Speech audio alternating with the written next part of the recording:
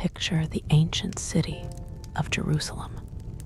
The night is quiet, but the kingdom is not at peace. A shepherd has become a king. Victories have been won, songs have been sung, yet the greatest battles are only beginning.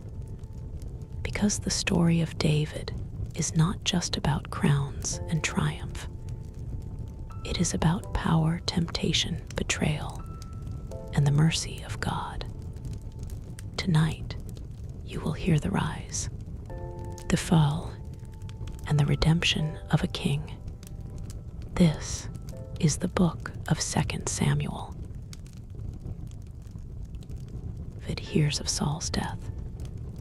After the death of Saul, when David had returned from striking down the Amalekites, David remained 2 days in Ziklag. And on the 3rd day, behold, a man came from Saul's camp, with his clothes torn and dirt on his head. And when he came to David, he fell to the ground and paid homage. David said to him, "Where do you come from?" And he said to him, "I have escaped from the camp of Israel." And David said to him, "How did it go? Tell me." And he answered, "The people fled from the battle, and also many of the people have fallen and are dead. And Saul and his son Jonathan are also dead."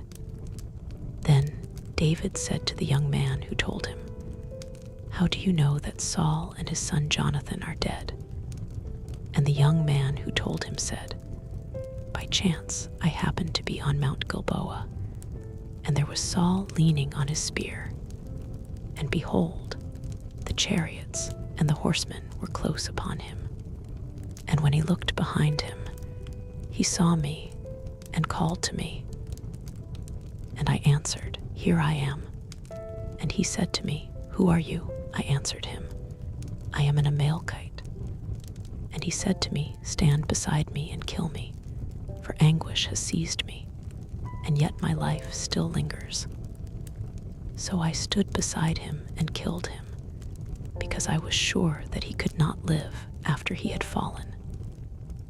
And I took the crown that was on his head and the armlet that was on his arm, and I have brought them here to my Lord." Then David took hold of his clothes and tore them, and so did all the men who were with him. And they mourned and wept and fasted until evening for Saul and for Jonathan his son, and for the people of the Lord, and for the house of Israel, because they had fallen by the sword. And David said to the young man who told him, "Where do you come from?" And he answered, "I am the son of a sojourner, an Amalekite." David said to him, "How is it you were not afraid to put out your hand to destroy the Lord's anointed?" Then David called one of the young men and said, "Go, execute him."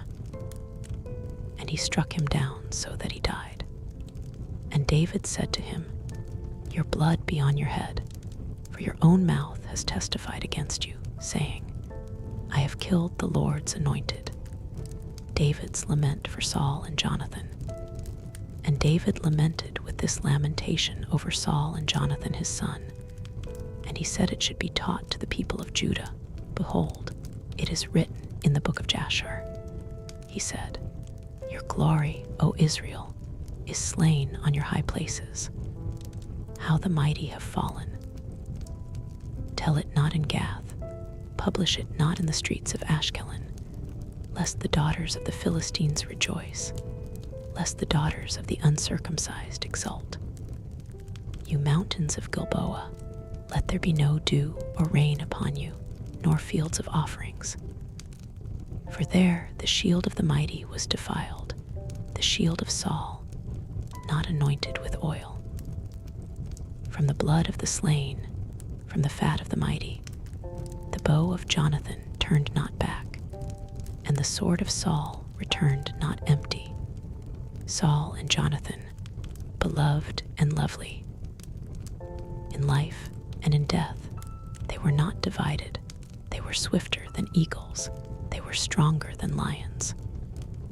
You daughters of Israel, weep over Saul, who clothed you luxuriously in scarlet, who put ornaments of gold on your apparel. How the mighty have fallen in the midst of the battle. Jonathan lies slain on your high places. I am distressed for you, my brother Jonathan. Very pleasant have you been to me. Your love to me was extraordinary, surpassing the love of women. How the mighty have fallen, and the weapons of war perished. David anointed king of Judah. After this David inquired of the Lord, shall I go up into any of the cities of Judah? And the Lord said to him, Go up. David said, To which shall I go up? And he said, To Hebron. So David went up there, and his 2 wives also, Ahinoam of Jezreel, and Abigail the widow of Nabal of Carmel. And David brought up his men who were with him, everyone with his household, and they lived in the towns of Hebron. And the men of Judah came, and there they anointed David king over the house of Judah. When they told David, it was the men of Jabesh-Gilead who buried Saul. David sent messengers to the men of Jabesh-Gilead and said to them, May you be blessed by the Lord, because you showed this loyalty to Saul your lord and buried him. Now may the Lord show steadfast love and faithfulness to you, and I will do good to you because you have done this thing.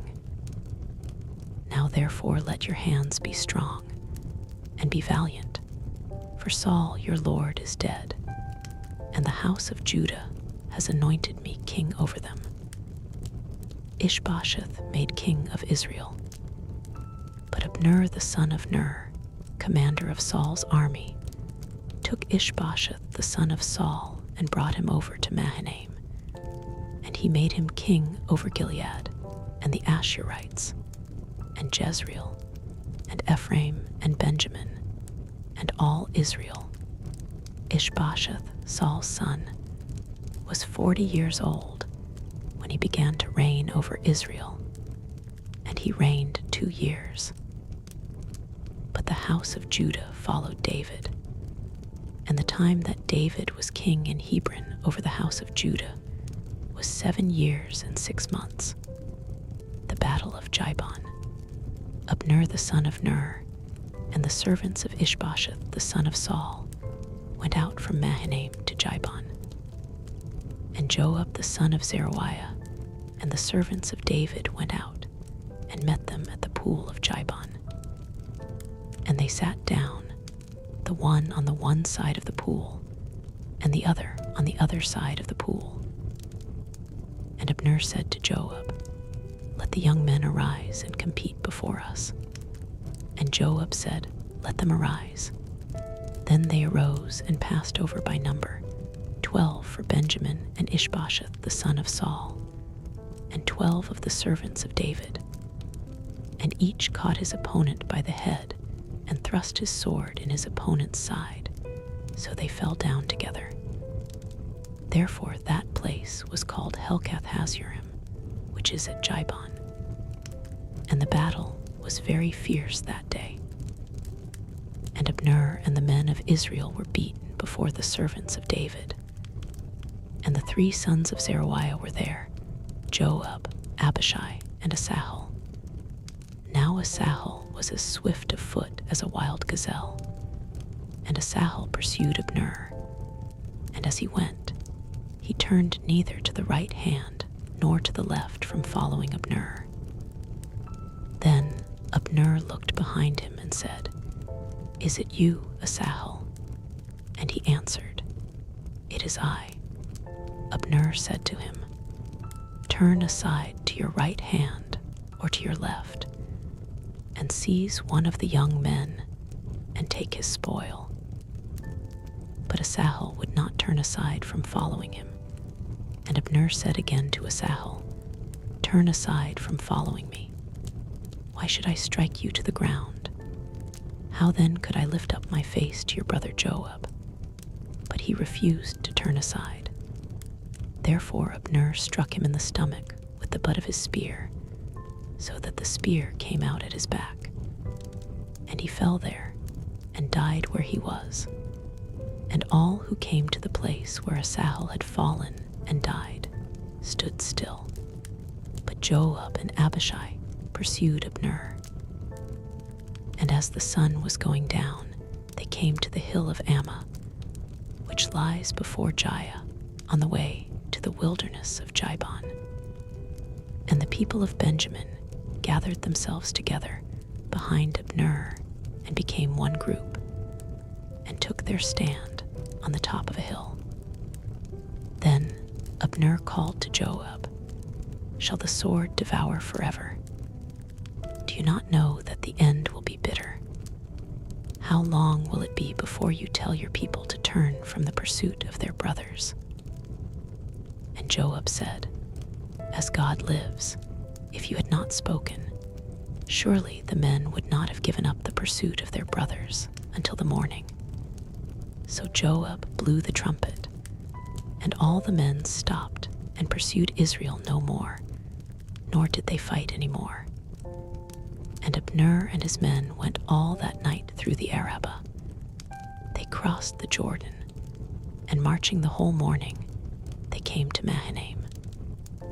Joab returned from the pursuit of Abner. And when he had gathered all the people together, there were missing from David's servants 19 men besides Asahel. But the servants of David had struck down of Benjamin 360 of Abner's men. And they took up Asahel and buried him in the tomb of his father, which was at Bethlehem. And Joab and his men marched all night, and the day broke upon them at Hebron.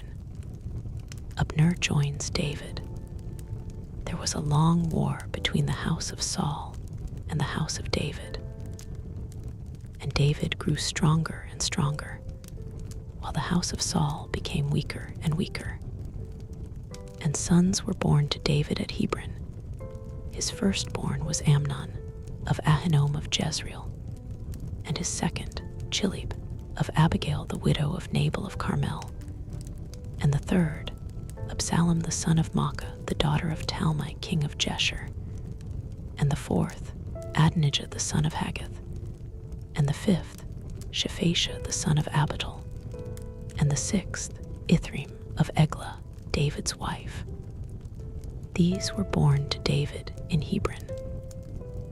While there was war between the house of Saul and the house of David, Abner was making himself strong in the house of Saul. Now Saul had a concubine whose name was Rizpah, the daughter of Aiah. And Ishbosheth said to Abner, "Why have you gone in to my father's concubine?" Then Abner was very angry over the words of Ishbosheth and said, "Am I a dog's head of Judah? To this day I keep showing steadfast love to the house of Saul your father, to his brothers, and to his friends, and have not given you into the hand of David. And yet you charge me today with a fault concerning a woman. God do so to Abner, and more also, if I do not accomplish for David what the Lord has sworn to him, to transfer the kingdom from the house of Saul, and set up the throne of David over Israel and over Judah, from Dan to Beersheba." And Ishbosheth could not answer Abner another word, because he feared him. And Abner sent messengers to David on his behalf, saying, "To whom does the land belong? Make your covenant with me, and behold, my hand shall be with you to bring over all Israel to you." And he said, "Good, I will make a covenant with you. But one thing I require of you, that is, you shall not see my face unless you first bring Michal, Saul's daughter, when you come to see my face." Then David sent messengers to Ishbosheth, Saul's son, saying, "Give me my wife Michal." for whom I paid the bridal price of 100 foreskins of the Philistines. And Ishbosheth sent and took her from her husband Paltiel, the son of Laish. But her husband went with her, weeping after her all the way to Bahurim. Then Abner said to him, "Go, return." And he returned. And Abner conferred with the elders of Israel, saying, "For some time past you have been seeking David as king over you. Now then bring it about. For the Lord has promised David, saying, 'By the hand of my servant David I will save my people Israel from the hand of the Philistines, and from the hand of all their enemies.'" Abner also spoke to Benjamin. And then Abner went to tell David at Hebron all that Israel and the whole house of Benjamin thought good to do. When Abner came with 20 men to David at Hebron, David made a feast for Abner and the men who were with him. And Abner said to David, "I will arise and go, and will gather all Israel to my lord the king, that they may make a covenant with you, and that you may reign over all that your heart desires." So David sent Abner away, and he went in peace.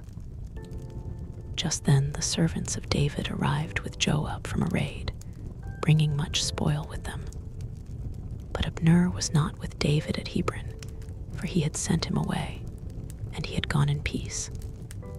When Joab and all the army that was with him came, it was told Joab, "Abner the son of Ner came to the king, and he has let him go, and he has gone in peace." Then Joab went to the king and said, "What have you done? Behold, Abner came to you. Why is it that you have sent him away, so that he is gone? You know that Abner the son of Ner came to deceive you, and to know your going out and your coming in, and to know all that you are doing." Joab murders Abner. When Joab came out from David's presence, he sent messengers after Abner, and they brought him back from the cistern of Surah. But David did not know about it. And when Abner returned to Hebron, Joab took him aside into the midst of the gate to speak with him privately. And there he struck him in the stomach, so that he died, for the blood of Saul his brother. Afterward, when David heard of it, he said, "I and my kingdom are forever guiltless before the Lord for the blood of Abner the son of Ner. May it fall upon the head of Joab, and upon all his father's house, and may the house of Joab never be without one who has a discharge, or who is leprous, or who holds a spindle, or who falls by the sword, or who lacks bread." So Joab and Abishai his brother killed Abner, because he had put their brother Saul to death in the battle at Gibeon. David mourns Abner. Then David said to Joab and to all the people who were with him, "Tear your clothes and put on sackcloth and mourn before Abner." And King David followed the bier. They buried Abner at Hebron. And the king lifted up his voice and wept at the grave of Abner, and all the people wept. And the king lamented for Abner, saying, "Should Abner die as a fool dies? Your hands were not bound, your feet were not fettered. As one falls before the wicked you have fallen." And all the people wept again over him. Then all the people came to persuade David to eat bread while it was yet day. But David swore, saying, "God do so to me, and more also, if I taste bread or anything else till the sun goes down." And all the people took notice of it, and it pleased them, as everything that the king did pleased all the people. So all the people And all Israel understood that day that it had not been the king's will to put to death Abner the son of Ner. And the king said to his servants, "Do you not know that a prince and a great man has fallen this day in Israel? And I was gentle today, though anointed king. These men, the sons of Zeruiah, are more severe than I. The Lord repay the evildoer according to his wickedness." Ishbosheth murdered. When Ishbosheth, Saul's son, heard that Abner had died at Hebron, his courage failed, and all Israel was dismayed. Now Saul's son had 2 men who were captains of raiding bands. The name of the one was Baanah, and the name of the other Rechab, sons of Rimmon, a man of Benjamin from Beeroth. For Beeroth also is counted part of Benjamin. The Beerothites fled to Gittaim, and have been sojourners there to this day. Jonathan, the son of Saul, had a son who was crippled in his feet. He was 5 years old when the news about Saul and Jonathan came from Jezreel, and his nurse took him up and fled. And as she fled in her haste, he fell and became lame. And his name was Mephibosheth. Now the sons of Rimmon the Beerothite, Rechab and Baanah, set out, and about the heat of the day they came to the house of Ishbosheth as he was taking his noonday rest. And they came into the midst of the house as if to get wheat, and they stabbed him in the stomach. Then Rechab and Baanah his brother escaped. When they came into the house, as he lay on his bed in his bedroom, they struck him and put him to death and beheaded him. They took his head and went by the way of the Arabah all night, and brought the head of Ishbosheth to David at Hebron. And they said to the king, "Here is the head of Ishbosheth, the son of Saul, your enemy, who sought your life. The Lord has avenged my lord the king this day on Saul and on his offspring." But David answered Rechab and Baanah his brother, the sons of Rimmon the Beerothite, "As the Lord lives, who has redeemed my life out of every adversity, when one told me, 'Behold, Saul is dead,' and thought he was bringing good news, I seized him and killed him at Ziklag, which was the reward I gave him for his news. How much more, when wicked men have killed a righteous man in his own house on his bed, shall I not now require his blood at your hand and destroy you from the earth?" And David commanded his young men, and they killed them and cut off their hands and feet and hanged them beside the pool at Hebron. But they took the head of Ishbosheth and buried it in the tomb of Abner at Hebron. David anointed king of Israel. Then all the tribes of Israel came to David at Hebron and said, "Behold, we are your bone and flesh. In times past, when Saul was king over us, it was you who led out and brought in Israel. And the Lord said to you, 'You shall be shepherd of my people Israel, and you shall be prince over Israel.' So all the elders of Israel came to the king at Hebron, and King David made a covenant with them at Hebron before the Lord, and they anointed David king over Israel. David was 30 years old when he began to reign, and he reigned 40 years.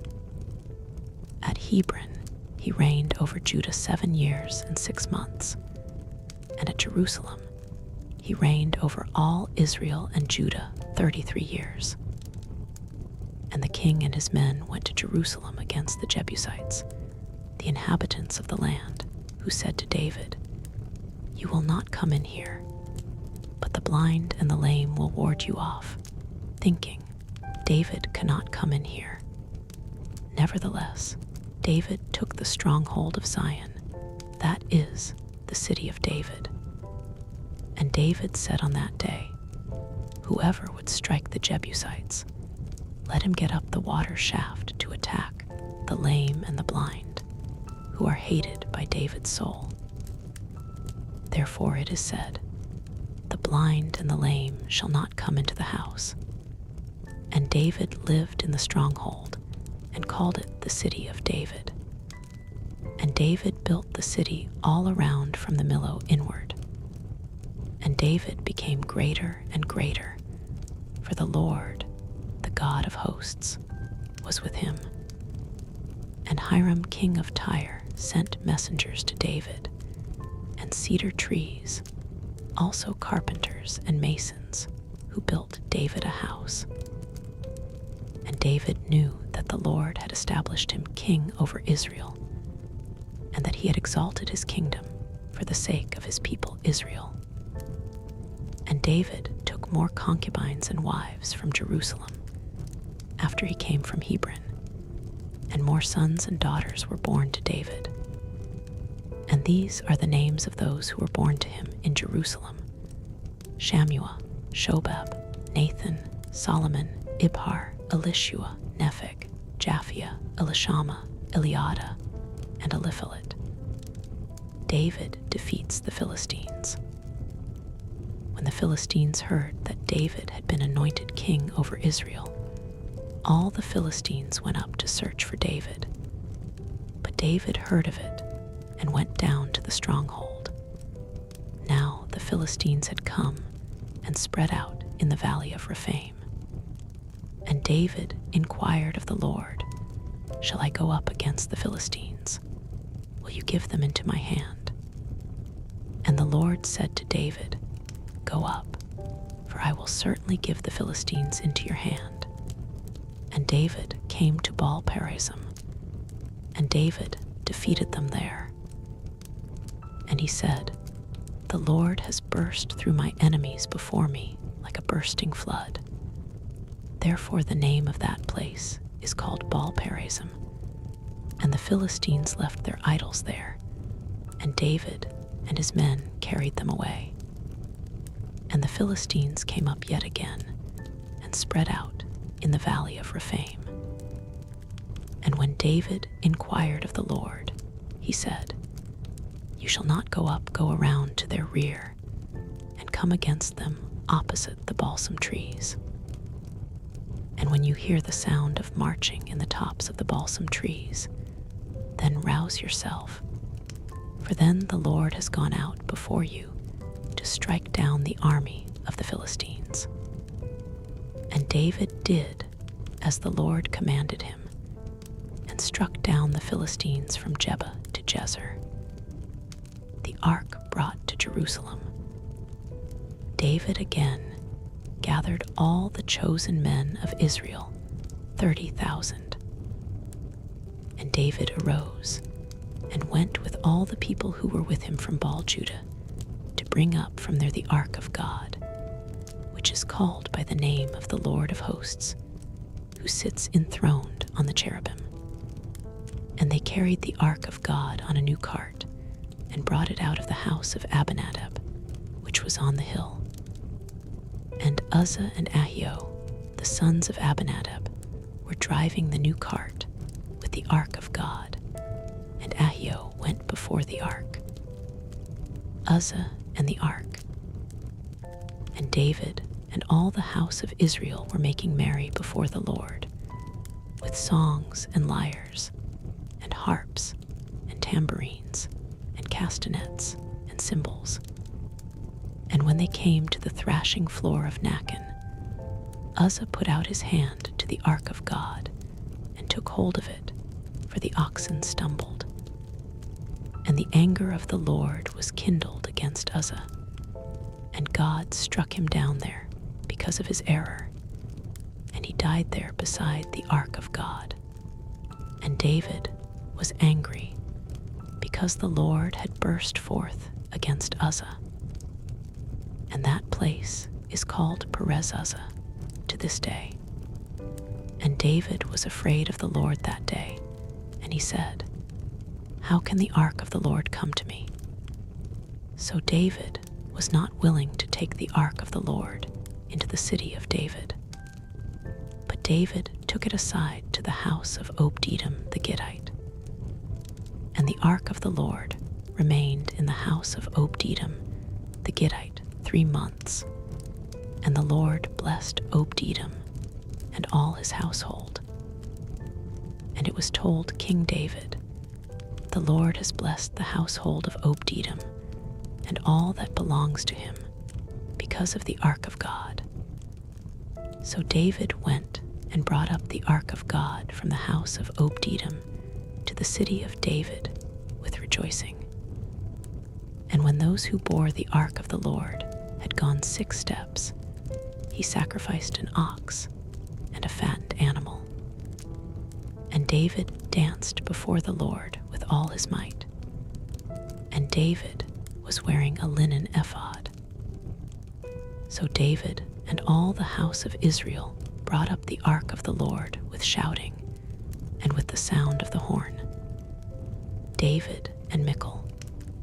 As the ark of the Lord came into the city of David, Michal the daughter of Saul looked out of the window and saw King David leaping and dancing before the Lord, and she despised him in her heart. And they brought in the ark of the Lord and set it in its place, inside the tent that David had pitched for it. And David offered burnt offerings and peace offerings before the Lord. And when David had finished offering the burnt offerings and the peace offerings, he blessed the people in the name of the Lord of hosts, and distributed among all the people, the whole multitude of Israel, both men and women, a cake of bread, a portion of meat, and a cake of raisins to each one. Then all the people departed, each to his house. And David returned to bless his household. But Michal, the daughter of Saul, came out to meet David and said, "How the king of Israel honored himself today, uncovering himself today before the eyes of his servants' female servants, as one of the vulgar fellows shamelessly uncovers himself." And David said to Michal, "It was before the Lord, who chose me above your father and above all his house, to appoint me as prince over Israel, the people of the Lord, and I will make merry before the Lord. I will make myself yet more contemptible than this, and I will be abased in your eyes. But by the female servants of whom you have spoken, by them I shall be held in honor." And Michal, the daughter of Saul, had no child to the day of her death. God's covenant with David. Now, when the king lived in his house, and the Lord had given him rest from all his surrounding enemies, the king said to Nathan the prophet, "See now, I dwell in a house of cedar, but the ark of God dwells in a tent." And Nathan said to the king, "Go, do all that is in your heart, for the Lord is with you." But that same night, the word of the Lord came to Nathan, "Go and tell my servant David, thus says the Lord, would you build me a house to dwell in? I have not lived in a house since the day I brought up the people of Israel from Egypt to this day, but I have been moving about in a tent for my dwelling. In all places where I have moved with all the people of Israel, did I speak a word with any of the judges of Israel, whom I commanded to shepherd my people Israel, saying, why have you not built me a house of cedar? Now, therefore, thus you shall say to my servant David, thus says the Lord of hosts, I took you from the pasture, from following the sheep, that you should be prince over my people Israel. And I have been with you wherever you went, and have cut off all your enemies from before you. And I will make for you a great name, like the name of the great ones of the earth. And I will appoint a place for my people Israel, and will plant them, so that they may dwell in their own place and be disturbed no more.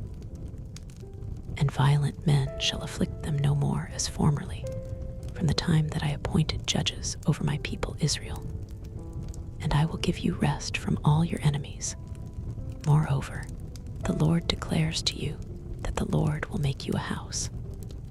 When your days are fulfilled and you lie down with your fathers, I will raise up your offspring after you, who shall come from your body, and I will establish his kingdom. He shall build a house for my name, and I will establish the throne of his kingdom forever. I will be to him a father, and he shall be to me a son. When he commits iniquity, I will discipline him with the rod of men, with the stripes of the sons of men. But my steadfast love will not depart from him, as I took it from Saul, whom I put away from before you. And your house and your kingdom shall be made sure forever before me. Your throne shall be established forever. In accordance with all these words, and in accordance with all this vision, Nathan spoke to David, David's prayer of gratitude. Then King David went in and sat before the Lord and said, Who am I, O Lord God, and what is my house, that you have brought me thus far? And yet this was a small thing in your eyes, O Lord God. You have spoken also of your servant's house for a great while to come, and this is instruction for mankind, O Lord God. And what more can David say to you? For you know your servant, O Lord God, because of your promise, and according to your own heart, you have brought about all this greatness to make your servant know it. Therefore you are great, O Lord God, for there is none like you, and there is no God besides you, according to all that we have heard with our ears.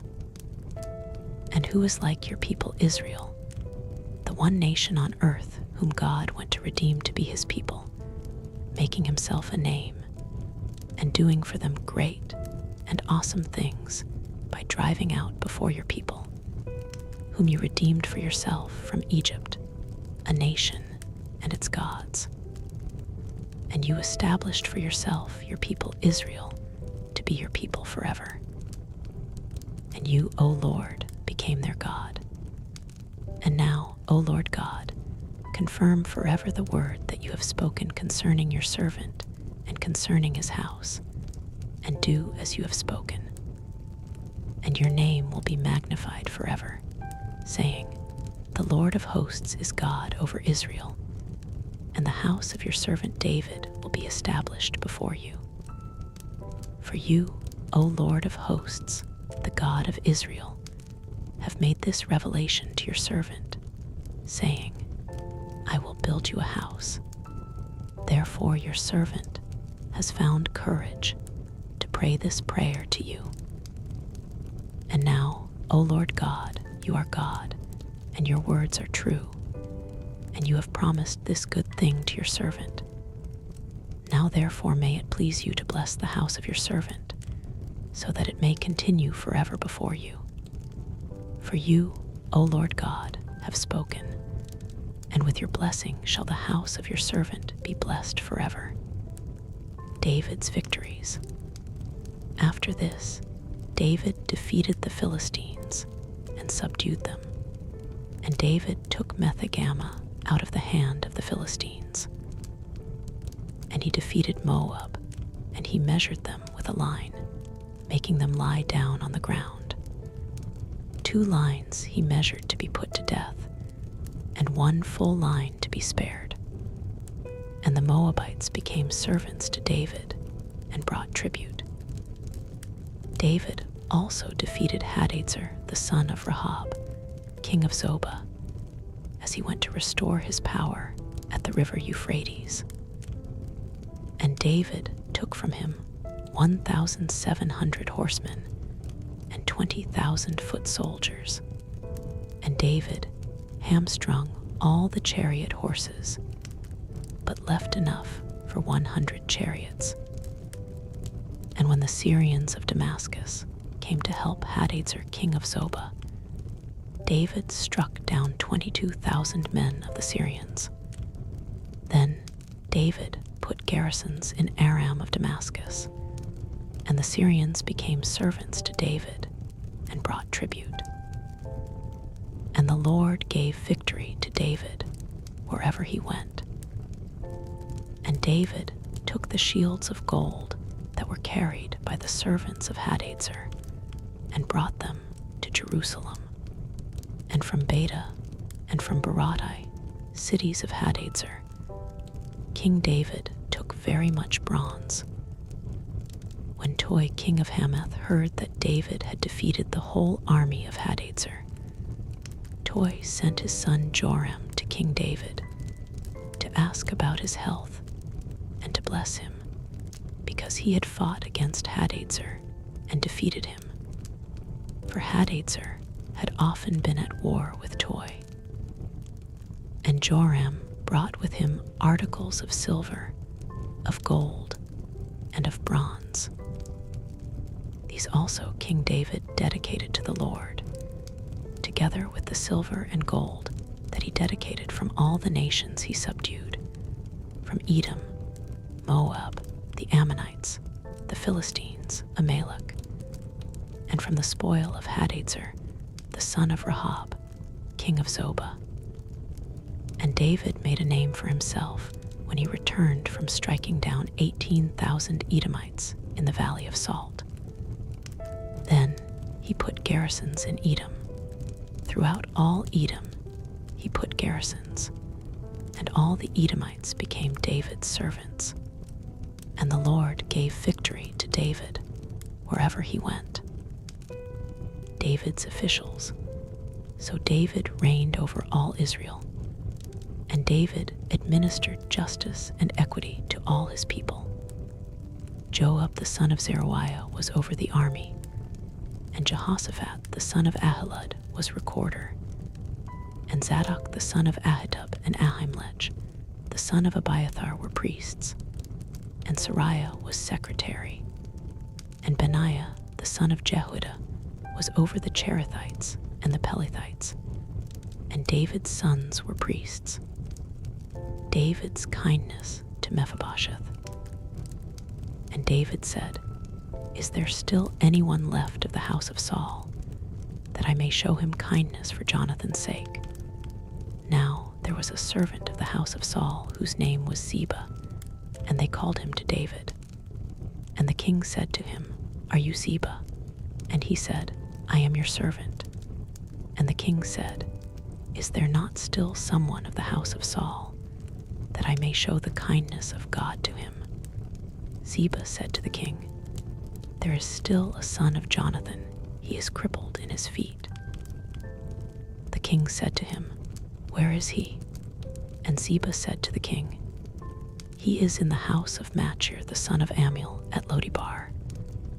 Then King David sent and brought him from the house of Machir the son of Ammiel at Lodebar. And Mephibosheth the son of Jonathan, son of Saul, came to David and fell on his face and paid homage. And David said, "Mephibosheth." And he answered, "Behold, I am your servant." And David said to him, "Do not fear, for I will show you kindness for the sake of your father Jonathan, and I will restore to you all the land of Saul your father, and you shall eat at my table always." And he paid homage and said, "What is your servant, that you should show regard for a dead dog such as I?" Then the king called Ziba, Saul's servant, and said to him, "All that belonged to Saul, and to all his house, I have given to your master's grandson. And you and your sons and your servants shall till the land for him, and shall bring in the produce, that your master's grandson may have bread to eat.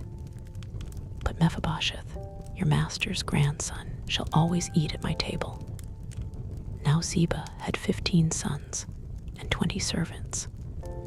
Then Ziba said to the king, "According to all that my lord the king commands his servant, so will your servant do."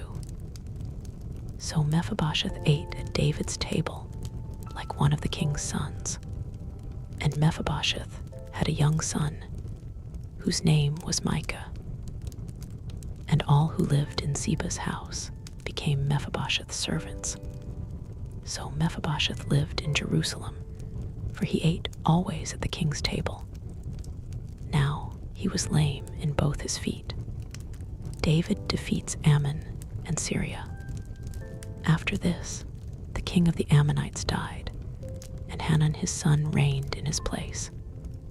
And David said, "I will deal loyally with Hanun the son of Nahash, as his father dealt loyally with me." So David sent by his servants to console him concerning his father. And David's servants came into the land of the Ammonites. But the princes of the Ammonites said to Hanun their lord, "Do you think, because David has sent comforters to you, that he is honoring your father? Has not David sent his servants to you to search the city and to spy it out and to overthrow it?"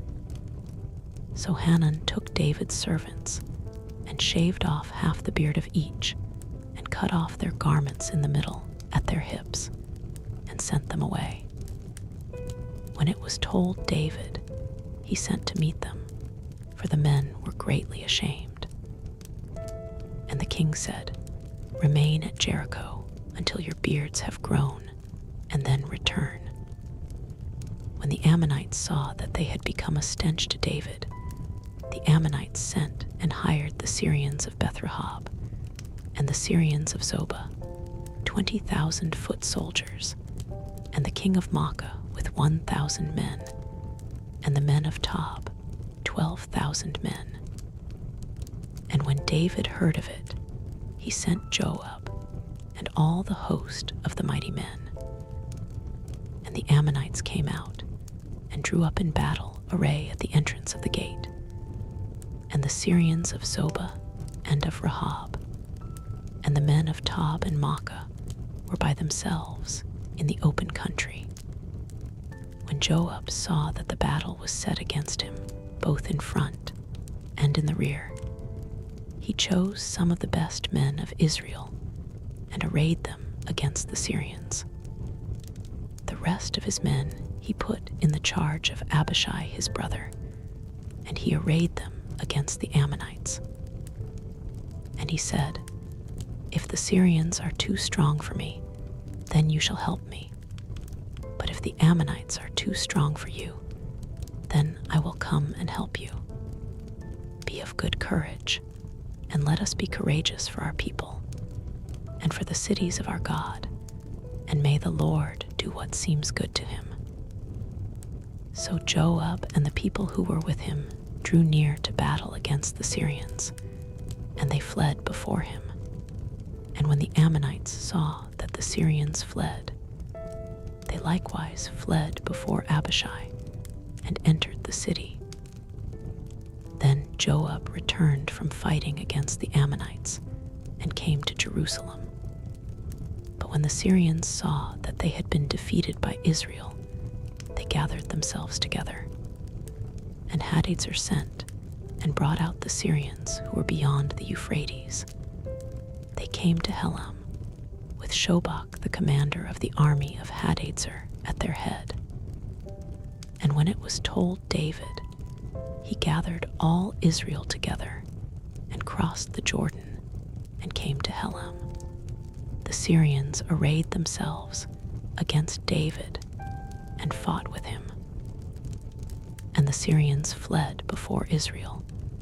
And David killed of the Syrians the men of 700 chariots and 40,000 horsemen, and wounded Shobach the commander of their army, so that he died there. And when all the kings who were servants of Hadadezer saw that they had been defeated by Israel, they made peace with Israel and became subject to them. So the Syrians were afraid to save the Ammonites anymore. David and Bathsheba. In the spring of the year, the time when kings go out to battle, David sent Joab and his servants with him and all Israel. And they ravaged the Ammonites and besieged Rabbah. But David remained at Jerusalem. It happened late one afternoon when David arose from his couch and was walking on the roof of the king's house, that he saw from the roof a woman bathing, and the woman was very beautiful. And David sent and inquired about the woman. And one said, "Is not this Bathsheba, the daughter of Eliam, the wife of Uriah the Hittite?" So David sent messengers and took her, and she came to him, and he lay with her. Now she had been purifying herself from her uncleanness. Then she returned to her house, and the woman conceived, and she sent and told David, "I am pregnant." So David sent word to Joab, "Send me Uriah the Hittite." And Joab sent Uriah to David. When Uriah came to him, David asked how Joab was doing, and how the people were doing, and how the war was going. Then David said to Uriah, "Go down to your house and wash your feet." And Uriah went out of the king's house, and there followed him a present from the king. But Uriah slept at the door of the king's house with all the servants of his lord, and did not go down to his house. When they told David, "Uriah did not go down to his house," David said to Uriah, "Have you not come from a journey? Why did you not go down to your house?" Uriah said to David, "The ark and Israel and Judah dwell in booths, and my lord Joab and the servants of my lord are camping in the open field. Shall I then go to my house to eat and to drink and to lie with my wife? As you live, and as your soul lives, I will not do this thing."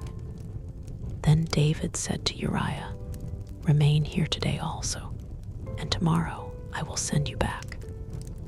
So Uriah remained in Jerusalem that day and the next. And David invited him, and he ate in his presence and drank, so that he made him drunk. And in the evening he went out to lie on his couch with the servants of his lord. But he did not go down to his house. In the morning David wrote a letter to Joab and sent it by the hand of Uriah. In the letter he wrote, "Set Uriah in the forefront of the hardest fighting, and then draw back from him, that he may be struck down and die." And as Joab was besieging the city, he assigned Uriah to the place where he knew there were valiant men. And the men of the city came out and fought with Joab, and some of the servants of David among the people fell. Uriah the Hittite also died. Then Joab sent and told David all the news about the fighting. And he instructed the messenger, "When you have finished telling all the news about the fighting to the king, then, if the king's anger rises, and if he says to you, 'Why did you go so near the city to fight? Did you not know that they would shoot from the wall? Who killed Abimelech the son of Jerubbesheth?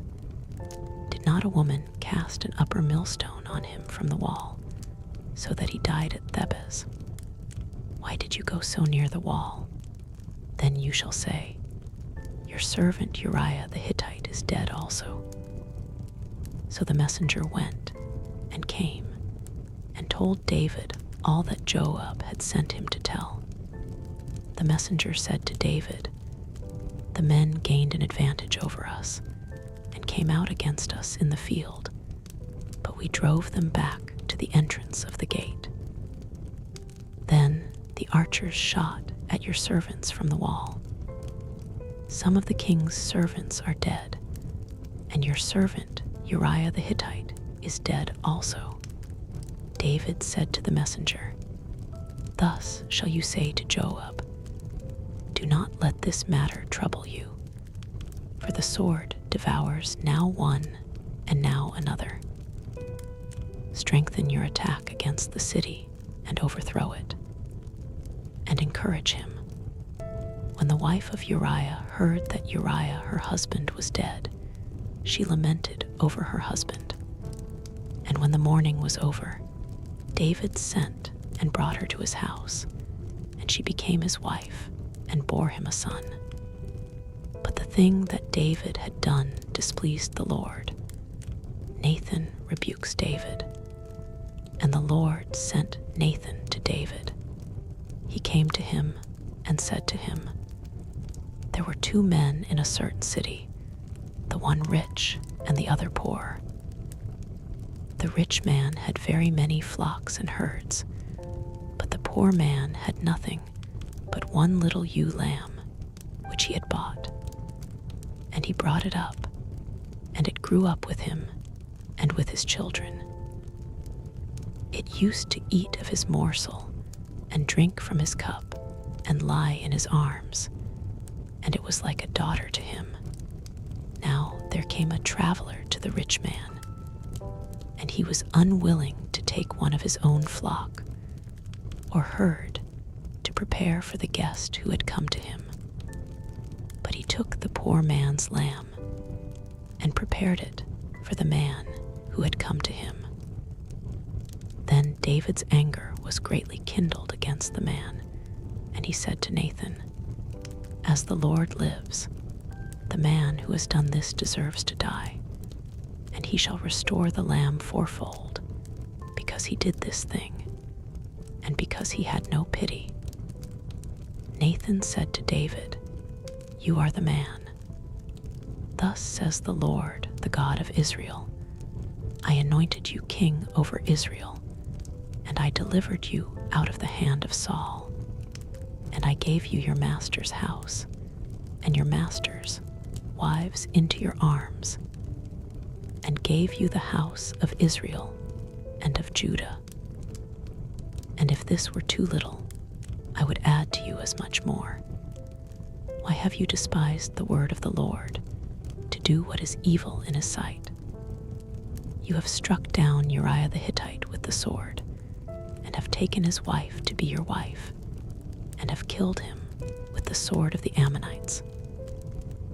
Now therefore the sword shall never depart from your house, because you have despised me, and have taken the wife of Uriah the Hittite to be your wife.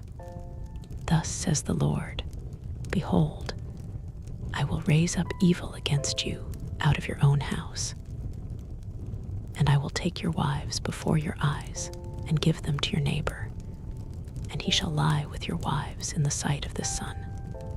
For you did it secretly, but I will do this thing before all Israel and before the sun." David said to Nathan, "I have sinned against the Lord." And Nathan said to David, "The Lord also has put away your sin. You shall not die. Nevertheless, because by this deed you have utterly scorned the Lord, the child who is born to you shall die." Then Nathan went to his house. David's child dies, and the Lord afflicted the child that Uriah's wife bore to David, and he became sick. David therefore sought God on behalf of the child, and David fasted and went in and lay all night on the ground. And the elders of his house stood beside him to raise him from the ground, but he would not, nor did he eat food with them. On the 7th day the child died, and the servants of David were afraid to tell him that the child was dead, for they said, "Behold, while the child was yet alive, we spoke to him, and he did not listen to us. How then can we say to him, the child is dead? He may do himself some harm." But when David saw that his servants were whispering together, David understood that the child was dead. And David said to his servants, "Is the child dead?" they said. "He is dead." Then David arose from the earth and washed and anointed himself and changed his clothes. And he went into the house of the Lord and worshipped. He then went to his own house, and when he asked, they set food before him, and he ate. Then his servants said to him, "What is this thing that you have done? You fasted and wept for the child while he was alive, but when the child died, you arose and ate food." He said, "While the child was still alive, I fasted and wept, for I said, 'Who knows whether the Lord will be gracious to me, that the child may live?' But now he is dead. Why should I fast? Can I bring him back again? I shall go to him, but he will not return to me." Solomon's birth. Then David comforted his wife Bathsheba, and went in to her and lay with her, and she bore a son, and he called his name Solomon. And the Lord loved him, and sent a message by Nathan the prophet. So he called his name Jedediah, because of the Lord. Rabbah is captured. Now Joab fought against Rabbah of the Ammonites, and took the royal city. And Joab sent messengers to David, and said, "I have fought against Rabbah, moreover. I have taken the city of waters. Now then gather the rest of the people together, and encamp against the city, and take it, lest I take the city, and it be called by my name." So David gathered all the people together, and went to Rabbah, and fought against it, and took it. And he took the crown of their king from his head.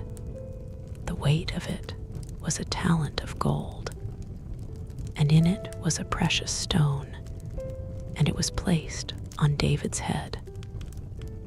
And he brought out the spoil of the city, a very great amount. And he brought out the people who were in it, and set them to labor with saws and iron picks and iron axes, and made them toil at the brick kilns.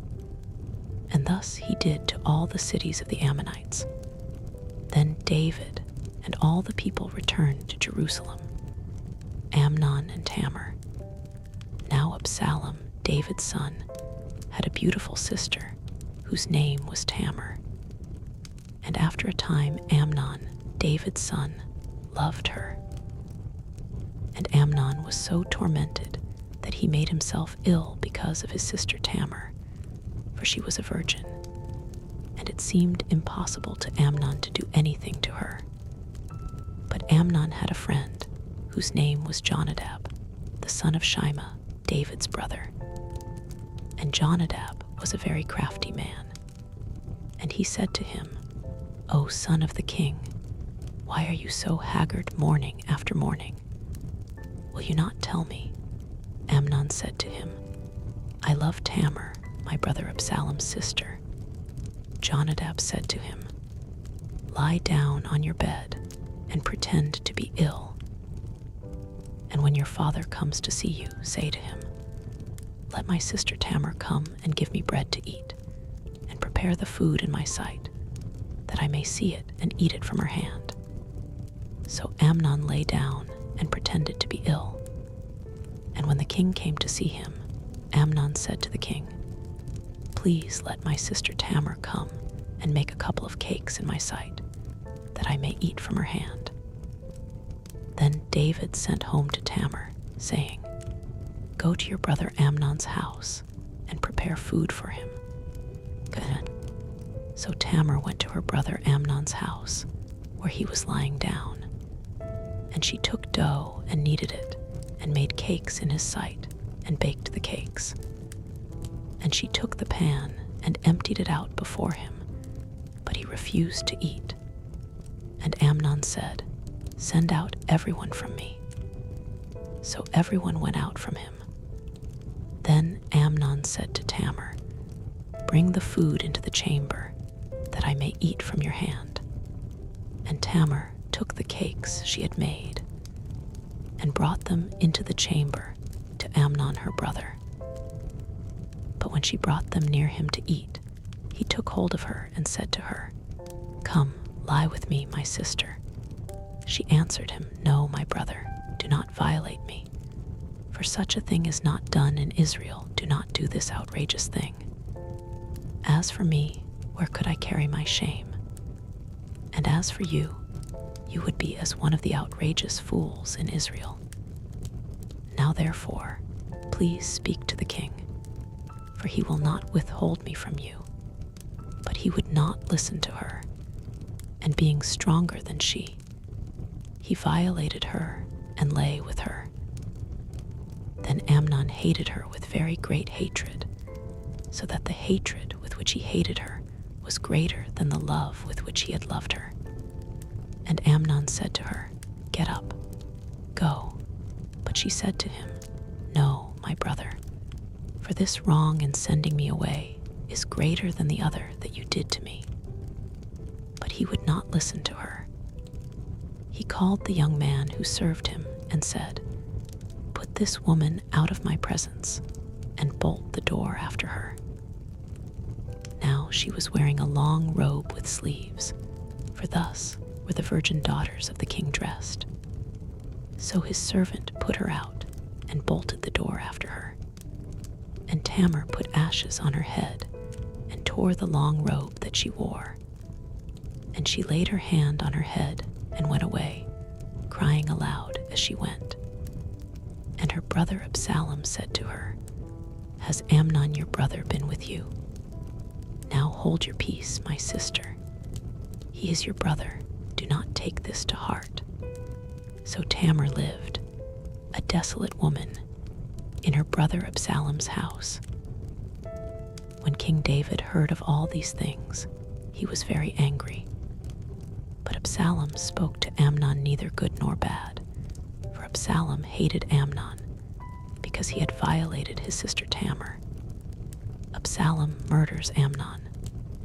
After 2 full years, Absalom had sheep shearers at Baal-hazor, which is near Ephraim, and Absalom invited all the king's sons. And Absalom came to the king and said, "Behold, your servant has sheep shearers. Please let the king and his servants go with your servant." But the king said to Absalom, "No, my son, let us not all go, lest we be burdensome to you." He pressed him, but he would not go, but gave him his blessing. Then Absalom said, "If not, please let my brother Amnon go with us." And the king said to him, "Why should he go with you?" But Absalom pressed him until he let Amnon and all the king's sons go with him. Then Absalom commanded his servants, "Mark when Amnon's heart is merry with wine, and when I say to you, 'Strike Amnon,' then kill him. Do not fear, have I not commanded you? Be courageous and be valiant." So the servants of Absalom did to Amnon as Absalom had commanded. Then all the king's sons arose, and each mounted his mule and fled. While they were on the way, news came to David, "Absalom has struck down all the king's sons, and not one of them is left." Then the king arose and tore his garments and lay on the earth. And all his servants who were standing by tore their garments. But Jonadab the son of Shimea, David's brother, said, "Let not my lord suppose that they have killed all the young men, the king's sons, for Amnon alone is dead. For by the command of Absalom, this has been determined from the day he violated his sister Tamar. Now therefore let not my lord the king so take it to heart as to suppose that all the king's sons are dead, for Amnon alone is dead." Absalom flees to Jeshurun. But Absalom fled. And the young man who kept the watch lifted up his eyes and looked. And behold, many people were coming from the road behind him by the side of the mountain. And Jonadab said to the king, "Behold, the king's sons have come, as your servant said, so it has come about." And as soon as he had finished speaking, behold, the king's sons came and lifted up their voice and wept. And the king also and all his servants wept very bitterly. But Absalom fled and went to Talmai the son of Ammihud, king of Geshur. And David mourned for his son day after day. So Absalom fled and went to Geshur, and was there 3 years. And the spirit of the king longed to go out to Absalom, because he was comforted about Amnon, since he was dead. Absalom returns to Jerusalem. Now Joab the son of Zeruiah knew that the king's heart went out to Absalom. And Joab sent to Tekoa, and brought from there a wise woman, and said to her, "Pretend to be a mourner, and put on mourning garments. Do not anoint yourself with oil, but behave like a woman who has been mourning many days for the dead. Go to the king and speak thus to him." So Joab put the words in her mouth. When the woman of Tekoa came to the king, she fell on her face to the ground and paid homage and said, "Save me, O king." And the king said to her, "What is your trouble?" She answered, "Alas, I am a widow, my husband is dead. And your servant had 2 sons, and they quarreled with one another in the field. There was no one to separate them, and one struck the other and killed him. And now the whole clan has risen against your servant, and they say, 'Give up the man who struck his brother, that we may put him to death for the life of his brother, whom he killed.' And so they would destroy the heir also. Thus they would quench my coal that is left, and leave to my husband neither name nor remnant on the face of the earth." Then the king said to the woman, "Go to your house, and I will give orders concerning you." And the woman of Tekoa said to the king, "On me be the guilt, my lord the king, and on my father's house. Let the king and his throne be guiltless." The king said, "If anyone says anything to you, bring him to me, and he shall never touch you again." Then she said, "Please let the king invoke the Lord your God, that the avenger of blood kill no more, and my son be not destroyed." He said, "As the Lord lives, not one hair of your son shall fall to the ground." Then the woman said, "Please let your servant speak a word to my lord the king." He said, "Speak." And the woman said, "Why then have you planned such a thing against the people of God? For in giving this decision, the king convicts himself, inasmuch as the king does not bring his banished one home again. We must all die. We are like water spilled on the ground, which cannot be gathered up again. But God will not take away life, and he devises means so that the banished one will not remain an outcast. Now I have come to say this to my lord the king, because the people have made me afraid, and your servant thought, I will speak to the king. It may be that the king will perform the request of his servant. For the king will hear and deliver his servant from the hand of the man who would destroy me and my son together from the heritage of God. And your servant thought, the word of my lord the king will set me at rest. For my lord the king is like the angel of God to discern good and evil. Lord your God be with you. Then the king answered the woman, do not hide from me anything I ask you. And the woman said, let my lord the king speak. The king said, is the hand of Joab with you in all this? The woman answered and said, as surely as you live, my lord the king, one cannot turn to the right hand or to the left from anything that my lord the king has said. It was your servant Joab who commanded me. It was he who put all these words in the mouth of your servant. In order to change the course of things, your servant Joab did this. But my Lord has wisdom like the wisdom of the angel of God, to know all things that are on the earth. Then the king said to Joab, Behold now, I grant this, go, bring back the young man Absalom. And Joab fell on his face to the ground, and paid homage, and blessed the king. And Joab said, Today your servant knows that I have found favor in your sight, my lord the king, in that the king has granted the request of his servant. So Joab arose and went to Jeshurun, and brought Absalom to Jerusalem. And the king said, Let him dwell apart in his own house. He is not to come into my presence. So Absalom lived apart in his own house, and did not come into the king's presence. Now in all Israel there was no one so much to be praised for his handsome appearance as Absalom. From the sole of his foot to the crown of his head there was no blemish in him. And when he cut the hair of his head, for at the end of every year he used to cut it, when it was heavy on him, he cut it. He weighed the hair of his head, 200 shekels by the king's weight.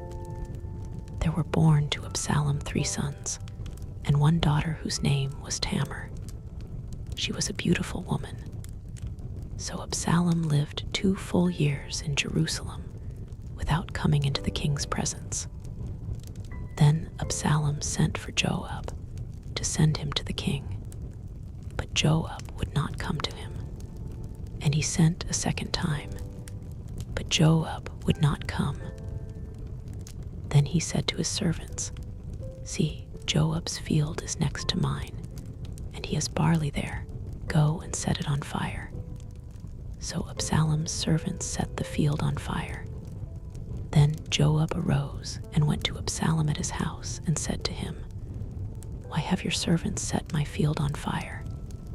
Absalom answered Joab, Behold, I sent word to you, Come here, that I may send you to the king to ask, Why have I come from Jeshurun? It would be better for me to be there still. Now therefore let me go into the presence of the king, and if there is guilt in me, let him put me to death. Then Joab went to the king and told him, and he summoned Absalom. So he came to the king, and bowed himself on his face to the ground before the king. And the king kissed Absalom. Absalom's conspiracy. After this, Absalom got himself a chariot and horses, and 50 men to run before him. And Absalom used to rise early and stand beside the way of the gate. And when any man had a dispute to come before the king for judgment, Absalom would call to him and say, From what city are you? And when he said, Your servant is of such and such a tribe in Israel, Absalom would say to him, See, your claims are good and right, but there is no man designated by the king to hear you. Then Absalom would say, Oh, that I were judge in the land. Then every man with a dispute or cause might come to me, and I would give him justice. And whenever a man came near to pay homage to him, he would put out his hand and take hold of him and kiss him. Thus Absalom did to all of Israel who came to the king for judgment. So Absalom stole the hearts of the men of Israel. And at the end of 4 years, Absalom said to the king, Please let me go and pay my vow, which I have vowed to the Lord in Hebron. For your servant vowed a vow while I lived at Jeshurun in Aram, saying, If the Lord will indeed bring me back to Jerusalem, then I will offer worship to the Lord. The king said to him, Go in peace.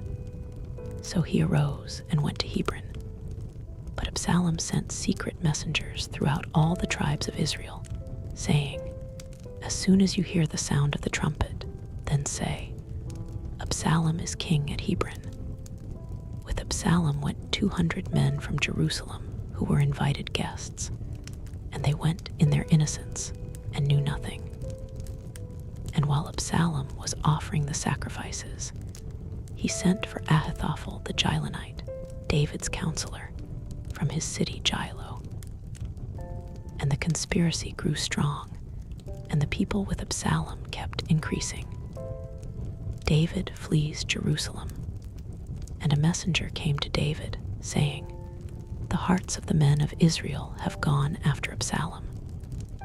Then David said to all his servants who were with him at Jerusalem, "Arise, and let us flee, or else there will be no escape for us from Absalom. Go quickly, lest he overtake us quickly, and bring down ruin on us, and strike the city with the edge of the sword." And the king's servants said to the king, "Behold, your servants are ready to do whatever my lord the king decides." So the king went out, and all his household after him. And the king left 10 concubines to keep the house. And the king went out, and all the people after him. And they halted at the last house. And all his servants passed by him, and all the Cherethites, and all the Pelethites, and all the 600 Gittites who had followed him from Gath, passed on before the king. Then the king said to Ittai the Gittite, "Why do you also go with us? Go back and stay with the king, for you are a foreigner and also an exile from your home. You came only yesterday, and shall I today make you wander about with us, since I go I know not where? Go back and take your brothers with you, and may the Lord show steadfast love and faithfulness to you." But Ittai answered the king, "As the Lord lives, and as my lord the king lives, wherever my lord the king shall be, whether for death or for life, there also will your servant be." And David said to Ittai, "Go then, pass on." So Ittai the Gittite passed on with all his men and all the little ones who were with him. And all the land wept aloud as all the people passed by, and the king crossed the brook Kidron, and all the people passed on toward the wilderness. And Abiathar came up, and behold, Zadok came also with all the Levites, bearing the ark of the covenant of God. And they set down the ark of God until the people had all passed out of the city. Then the king said to Zadok, "Carry the ark of God back into the city. If I find favor in the eyes of the Lord, he will bring me back and let me see both it and his dwelling place. But if he says, 'I have no pleasure in you, behold, here I am,' let him do to me what seems good to him." The king also said to Zadok the priest, "Are you not a seer? Go back to the city in peace with your 2 sons, Ahimaaz your son, and Jonathan the son of Abiathar. See, I will wait at the fords of the wilderness until word comes from you to inform me." So Zadok and Abiathar carried the ark of God back to Jerusalem, and they remained there. But David went up the ascent of the Mount of Olives, weeping as he went, barefoot and with his head covered. And all the people who were with him covered their heads, and they went up, weeping as they went. And it was told David, "Ahithophel is among the conspirators with Absalom." And David said, "O Lord, please turn the counsel of Ahithophel into foolishness." While David was coming to the summit, where God was worshipped, behold, Hushai the Archite came to meet him with his coat torn and dirt on his head. David said to him, "If you go on with me, you will be a burden to me. But if you return to the city and say to Absalom, I will be your servant, O king. As I have been your father's servant in time past, so now I will be your servant. Then you will defeat for me the counsel of Ahithophel. Are not Zadok and Abiathar the priests with you there? So whatever you hear from the king's house, tell it to Zadok and Abiathar the priests. Behold, their 2 sons are with them there, Ahimaaz, Zadok's son, and Jonathan, Abiathar's son. And by them you shall send to me everything you hear. So Hushai, David's friend, came into the city, just as Absalom was entering Jerusalem. David and Ziba. When David had passed a little beyond the summit, Ziba, the servant of Mephibosheth, met him, with a couple of donkeys saddled, bearing 200 loaves of bread, 100 bunches of raisins, 100 of summer fruits, and a skin of wine. And the king said to Ziba, "Why have you brought these?" Ziba answered, "The donkeys are for the king's household to ride on, the bread and summer fruit for the young men to eat, and the wine for those who faint in the wilderness to drink." And the king said, "And where is your master's son?" Ziba said to the king, "Behold, he remains in Jerusalem, for he said, 'Today the house of Israel will give me back the kingdom of my father.'" Then the king said to Ziba, "Behold, all that belonged to Mephibosheth is now yours." And Ziba said, "I pay homage. Let me ever find favor in your sight, my lord the king." Shimei curses David. When King David came to Bahurim, there came out a man of the family of the house of Saul, whose name was Shimei, the son of Gera. And as he came, he cursed continually. And he threw stones at David and at all the servants of King David, and all the people and all the mighty men were on his right hand and on his left. And Shimei said as he cursed, get out, you man of blood, you worthless man.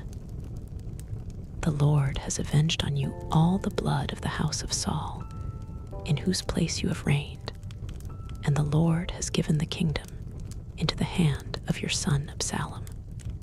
See, your evil is on you, for you are a man of blood." Then Abishai, the son of Zeruiah, said to the king, "Why should this dead dog curse my lord the king? Let me go over and take off his head." But the king said, "What have I to do with you, you sons of Zeruiah?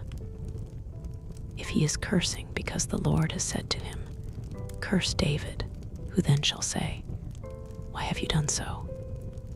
And David said to Abishai and to all his servants, "Behold, my own son seeks my life. How much more now may this Benjaminite? Leave him alone and let him curse, for the Lord has told him to. It may be that the Lord will look on the wrong done to me, and that the Lord will repay me with good for his cursing today." So David and his men went on the road, while Shimei went along on the hillside opposite him, and cursed as he went, and threw stones at him, and flung dust. And the king and all the people who were with him arrived weary at the Jordan, and there he refreshed himself. Absalom enters Jerusalem. Now Absalom and all the people, the men of Israel, came to Jerusalem, and Ahithophel with him. And when Hushai the Archite, David's friend, came to Absalom, Hushai said to Absalom, "Long live the king!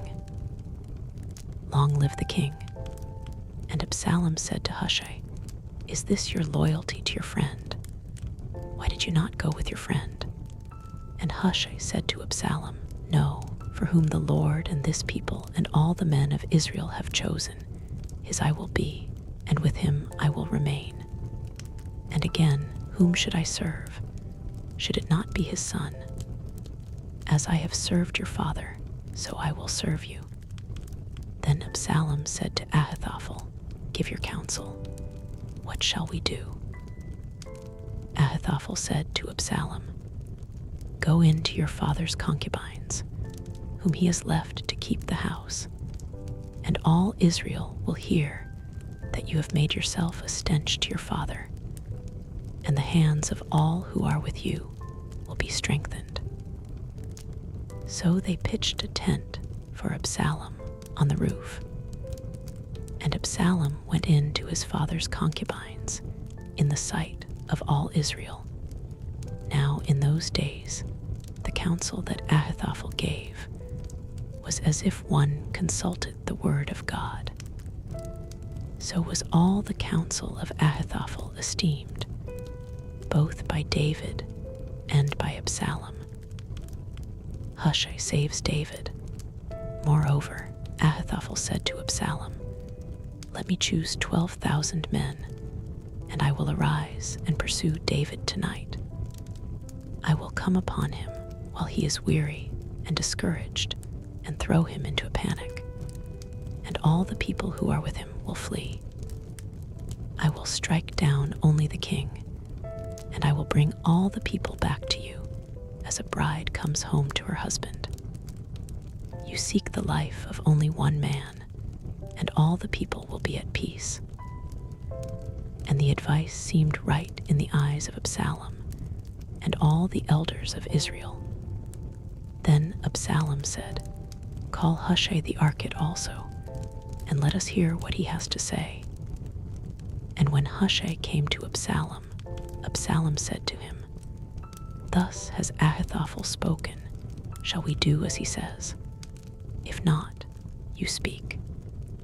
Then Hushai said to Absalom, "This time the counsel that Ahithophel has given is not good." Hushai said, "You know that your father and his men are mighty men, and that they are enraged, like a bear robbed of her cubs in the field. Besides, your father is expert in war. He will not spend the night with the people. Behold, even now he has hidden himself in one of the pits, or in some other place. And as soon as some of the people fall at the first attack, whoever hears it will say, 'There has been a slaughter among the people who follow Absalom.' Then even the valiant man, whose heart is like the heart of a lion, will utterly melt with fear. For all Israel knows that your father is a mighty man, and that those who are with him are valiant men. But my counsel is that all Israel be gathered to you, from Dan to Beersheba, as the sand by the sea for multitude, and that you go to battle in person. So we shall come upon him in some place where he is to be found, and we shall light upon him as the dew falls on the ground. And of him and all the men with him, not one will be left. If he withdraws into a city, then all Israel will bring ropes to that city, and we shall drag it into the valley, until not even a pebble is to be found there." And Absalom and all the men of Israel said, "The counsel of Hushai the Archite is better than the counsel of Ahithophel." For the Lord had ordained to defeat the good counsel of Ahithophel, so that the Lord might bring harm upon Absalom. Then Hushai said to Zadok and Abiathar the priests, "Thus and so did Ahithophel counsel Absalom and the elders of Israel, and thus and so have I counseled. Now therefore send quickly and tell David, do not stay tonight at the fords of the wilderness, but by all means pass over, lest the king and all the people who are with him be swallowed up." Now Jonathan and Ahimaaz were waiting at Enrogel. a female servant was to go and tell them, and they were to go and tell King David, for they were not to be seen entering the city. But a young man saw them and told Absalom. So both of them went away quickly and came to the house of a man at Bathsheba, who had a well in his courtyard. And they went down into it, and the woman took and spread a covering over the well's mouth and scattered grain on it, and nothing was known of it. When Absalom's servants came to the woman at the house, they said, "Where are Ahimaaz and Jonathan?" And the woman said to them, "They have gone over the brook of water." And when they had sought and could not find them, they returned to Jerusalem. After they had gone, the men came up out of the well and went and told King David. They said to David, "Arise and go quickly over the water, for thus and so has Ahithophel counseled against you." Then David arose, and all the people who were with him, and they crossed the Jordan. By daybreak not one was left who had not crossed the Jordan. When Ahithophel saw that his counsel was not followed, he saddled his donkey and went off home to his own city. He set his house in order and hanged himself, and he died and was buried in the tomb of his father. Then David came to Mahanaim. And Absalom crossed the Jordan with all the men of Israel. Now Absalom had set Amasa over the army instead of Joab. Amasa was the son of a man named Ithra the Ishmaelite, who had married Abigail, the daughter of Nahash, sister of Zeruiah, Joab's mother. And Israel and Absalom encamped in the land of Gilead.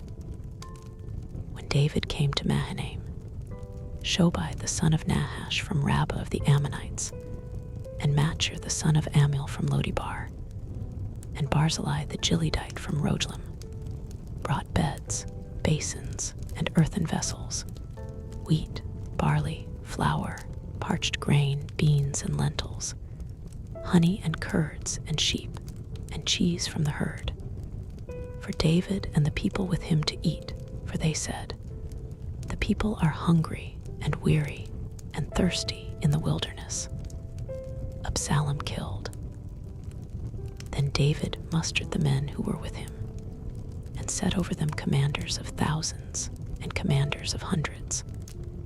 And David sent out the army, 1/3 under the command of Joab, 1/3 under the command of Abishai, the son of Zeruiah, Joab's brother, and 1/3 under the command of Ittai the Gittite.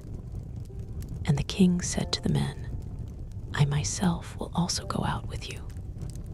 But the men said, "You shall not go out, for if we flee, they will not care about us. If half of us die, they will not care about us. But you are worth 10,000 of us. Therefore, it is better that you send us help from the city." The king said to them, "Whatever seems best to you, I will do." So the king stood at the side of the gate, while all the army marched out by hundreds and by thousands. And the king ordered Joab and Abishai and Ittai, "Deal gently for my sake with the young man Absalom." And all the people heard when the king gave orders to all the commanders about Absalom. So the army went out into the field against Israel, and the battle was fought in the forest of Ephraim. And the men of Israel were defeated there by the servants of David, and the loss there was great on that day, 20,000 men. The battle spread over the face of all the country, and the forest devoured more people that day than the sword. And Absalom happened to meet the servants of David. Absalom was riding on his mule, and the mule went under the thick branches of a great oak, and his head caught fast in the oak, and he was was suspended between heaven and earth, while the mule that was under him went on. And a certain man saw it, and told Joab, Behold, I saw Absalom hanging in an oak. Joab said to the man who told him, What, you saw him? Why then did you not strike him there to the ground? I would have been glad to give you 10 pieces of silver and a belt. But the man said to Joab, Even if I felt in my hand the weight of 1,000 pieces of silver, I would not reach out my hand against the king's son. For in our hearing, the king commanded you and Abishai and Ittai, For my sake, protect the young man Absalom. On the other hand, if I had dealt treacherously against his life, and there is nothing hidden from the king, then you yourself would have stood aloof. Joab said, I will not waste time like this with you. And he took 3 javelins in his hand and thrust them into the heart of Absalom while he was still alive in the oak. And 10 young men, Joab's armor-bearers, surrounded Absalom and struck him and killed him. Then Joab blew the trumpet, and the troops came back from pursuing Israel, for Joab restrained them. And they took Absalom and threw him into a great pit in the forest, and raised over him a very great heap of stones. And all Israel fled, every one to his own home.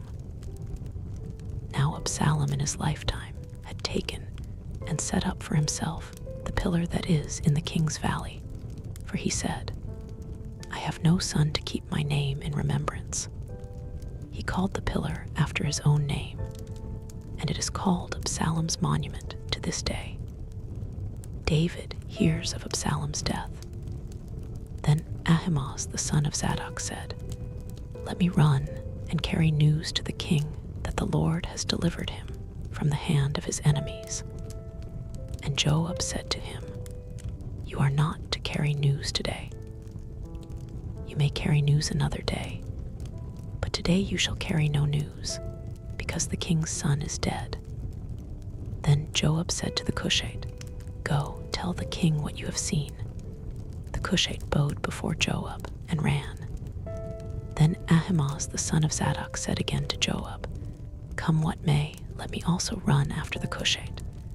And Joab said, Why will you run, my son, seeing that you will have no reward for the news? Come what may, he said, I will run. So he said to him, Run. Then Ahimaaz ran by the way of the plain, and outran the Cushite. Now David was sitting between the 2 gates, and the watchman went up to the roof of the gate by the wall. And when he lifted up his eyes and looked, he saw a man running alone. The watchman called out and told the king. And the king said, If he is alone, there is news in his mouth. And he drew nearer and nearer. The watchman saw another man running. And the watchman called to the gate and said, See, another man running alone. The king said, He also brings news. The watchman said, I think the running of the first is like the running of Ahimaaz the son of Zadok. And the king said, He is a good man and comes with good news.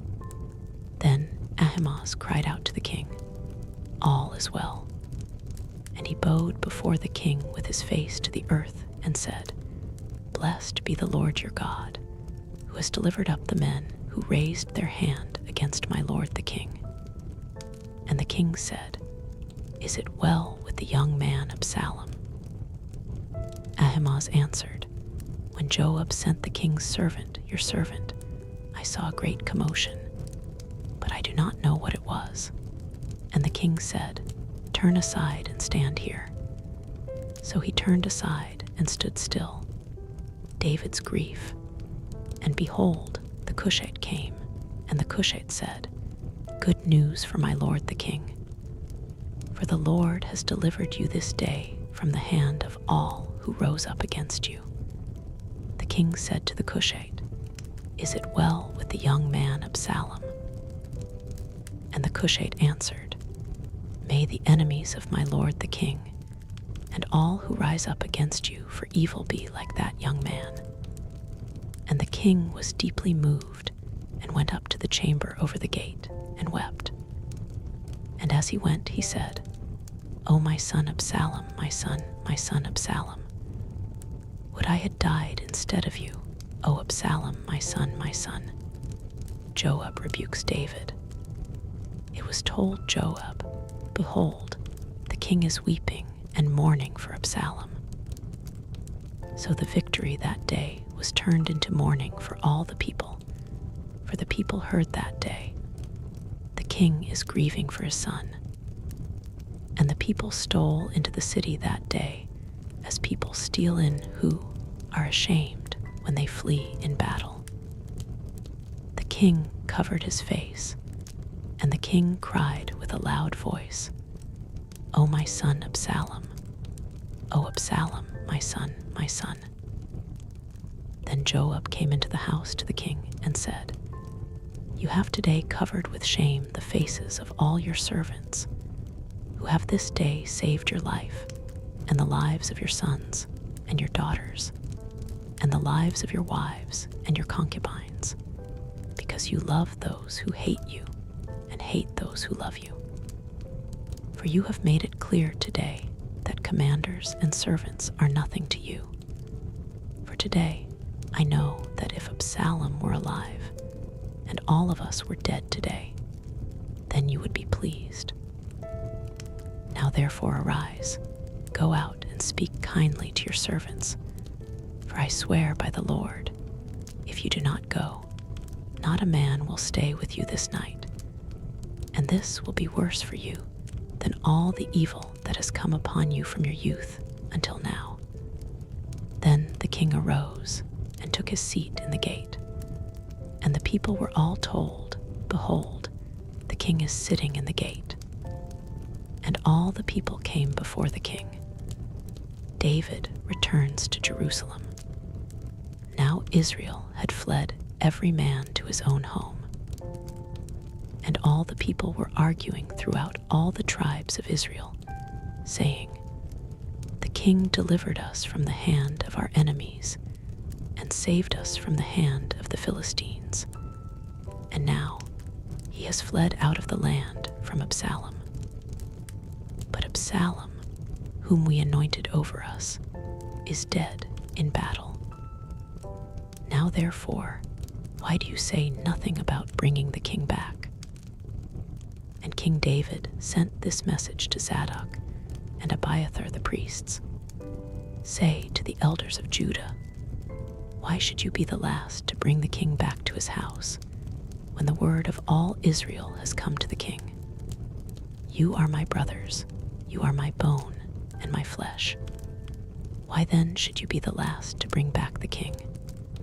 And say to Amasa, are you not my bone and my flesh? God, do so to me, and more also, if you are not commander of my army from now on in place of Joab." And he swayed the heart of all the men of Judah as one man, so that they sent word to the king, "Return, both you and all your servants." So the king came back to the Jordan, and Judah came to Gilgal to meet the king, and to bring the king over the Jordan. David pardons his enemies, and Shimei the son of Gera, the Benjaminite from Bahurim, hurried to come down with the men of Judah to meet King David. And with him were 1,000 men from Benjamin. And Ziba the servant of the house of Saul, with his 15 sons and his 20 servants, rushed down to the Jordan before the king. And they crossed the ford to bring over the king's household and to do his pleasure. And Shimei, the son of Gera, fell down before the king as he was about to cross the Jordan, and said to the king, "Let not my lord hold me guilty, or remember how your servant did wrong on the day my lord the king left Jerusalem. Do not let the king take it to heart, for your servant knows that I have sinned. Therefore, behold, I have come this day, the first of all the house of Joseph, to come down to meet my lord the king. Abishai the son of Zeruiah answered, Shall not Shimei be put to death for this, because he cursed the Lord's anointed? But David said, What have I to do with you, you sons of Zeruiah, that you should this day be as an adversary to me? Shall anyone be put to death in Israel this day? For do I not know that I am this day king over Israel? And the king said to Shimei, You shall not die. And the king gave him his oath. And Mephibosheth, the son of Saul, came down to meet the king. He had neither taken care of his feet, nor trimmed his beard, nor washed his clothes, from the day the king departed until the day he came back in safety. And when he came to Jerusalem to meet the king said to him, Why did you not go with me, Mephibosheth? He answered, My lord, O king, my servant deceived me, for your servant said to him, I will saddle a donkey for myself, that I may ride on it and go with the king. For your servant is lame. He has slandered your servant to my lord the king. But my lord the king is like the angel of God. Do therefore what seems good to you. For all my father's house were but men doomed to death before my lord the king. But you set your servant among those who eat at your table. What further right have I then to cry to the king? And the king said to him, Why speak any more of your affairs? I have decided. You and Ziba shall divide the land. And Mephibosheth said to the king, Oh, let him take it all, since my lord the king has come safely home. Now Barzillai the Gileadite had come down from Rogelim, and he went on with the king to the Jordan, to escort him over the Jordan. Barzillai was a very aged man, 80 years old. He had provided the king with food while he stayed at Mahanaim, for he was a very wealthy man. And the king said to Barzillai, Come over with me, and I will provide for you with me in Jerusalem. But Barzillai said to the king, How many years have I still to live, that I should go up with the king to Jerusalem? I am this day 80 years old. Can I discern what is pleasant and what is not? Can your servant taste what he eats or what he drinks? Can I still listen to the voice of singing men and singing women? Why then should your servant be an added burden to my lord the king? Your servant will go a little way over the Jordan with the king. Why should the king repay me with such a reward? Please let your servant return, that I may die in my own city near the grave of my father and my mother. But here is your servant Chimham. Let him go over with my lord the king, and do for him whatever seems good to you. And the king answered, Chimham shall go over with me, and I will do for him whatever seems good to you, and all that you desire of me I will do for you. Then all the people went over the Jordan, and the king went over. And the king kissed Barzillai and blessed him, and he returned to his own home. The king went on to Gilgal, and Chimham went on with him. All the people of Judah, and also half the people of Israel, brought the king on his way. Then all the men of Israel came to the king, and said to the king, Why have our brothers, the men of Judah, stolen you away, and brought the king and his household over the Jordan, and all David's men with him? All the men of Judah answered the men of Israel, Because the king is our close relative. Why then are you angry over this matter? Have we eaten at all at the king's expense? Or has he given us any gift? And the men of Israel answered the men of Judah, We have 10 shares in the king, and in David Also, we have more than you. Why then did you despise us? Were we not the first to speak of bringing back our king? But the words of the men of Judah were fiercer than the words of the men of Israel, the rebellion of Sheba. Now there happened to be there a worthless man, whose name was Sheba, the son of Bichri, a Benjaminite. And he blew the trumpet and said, We have no portion in David, and we have no inheritance in the son of Jesse. Every man to his tents, O Israel. So all the men of Israel withdrew from David and followed Sheba the son of Bichri. But the men of Judah followed their king steadfastly from the Jordan to Jerusalem. And David came to his house at Jerusalem, and the king took the 10 concubines whom he had left to care for the house, and put them in a house under guard, and provided for them, but did not go into them. So they were shut up until the day of their death, living as if in widowhood. Then the king said to Amasa, Call the men of Judah together to me within 3 days, and be here yourself.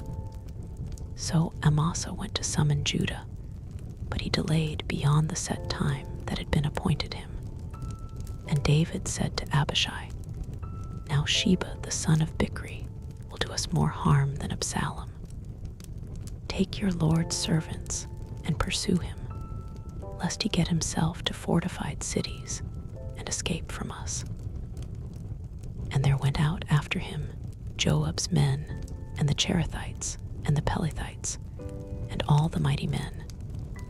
They went out from Jerusalem to pursue Sheba the son of Bichri. When they were at the great stone that is in Jibon, Amasa came to meet them. Now Joab was wearing a soldier's garment, and over it was a belt with a sword in its sheath fastened on his thigh. And as he went forward, it fell out. And Joab said to Amasa, Is it well with you, my brother? And Joab took Amasa by the beard with his right hand to kiss him. But Amasa did not observe the sword that was in Joab's hand. So Joab struck him with it in the stomach, and spilled his entrails to the ground without striking a second blow, and he died. Then Joab and Abishai, his brother, pursued Sheba the son of Bichri.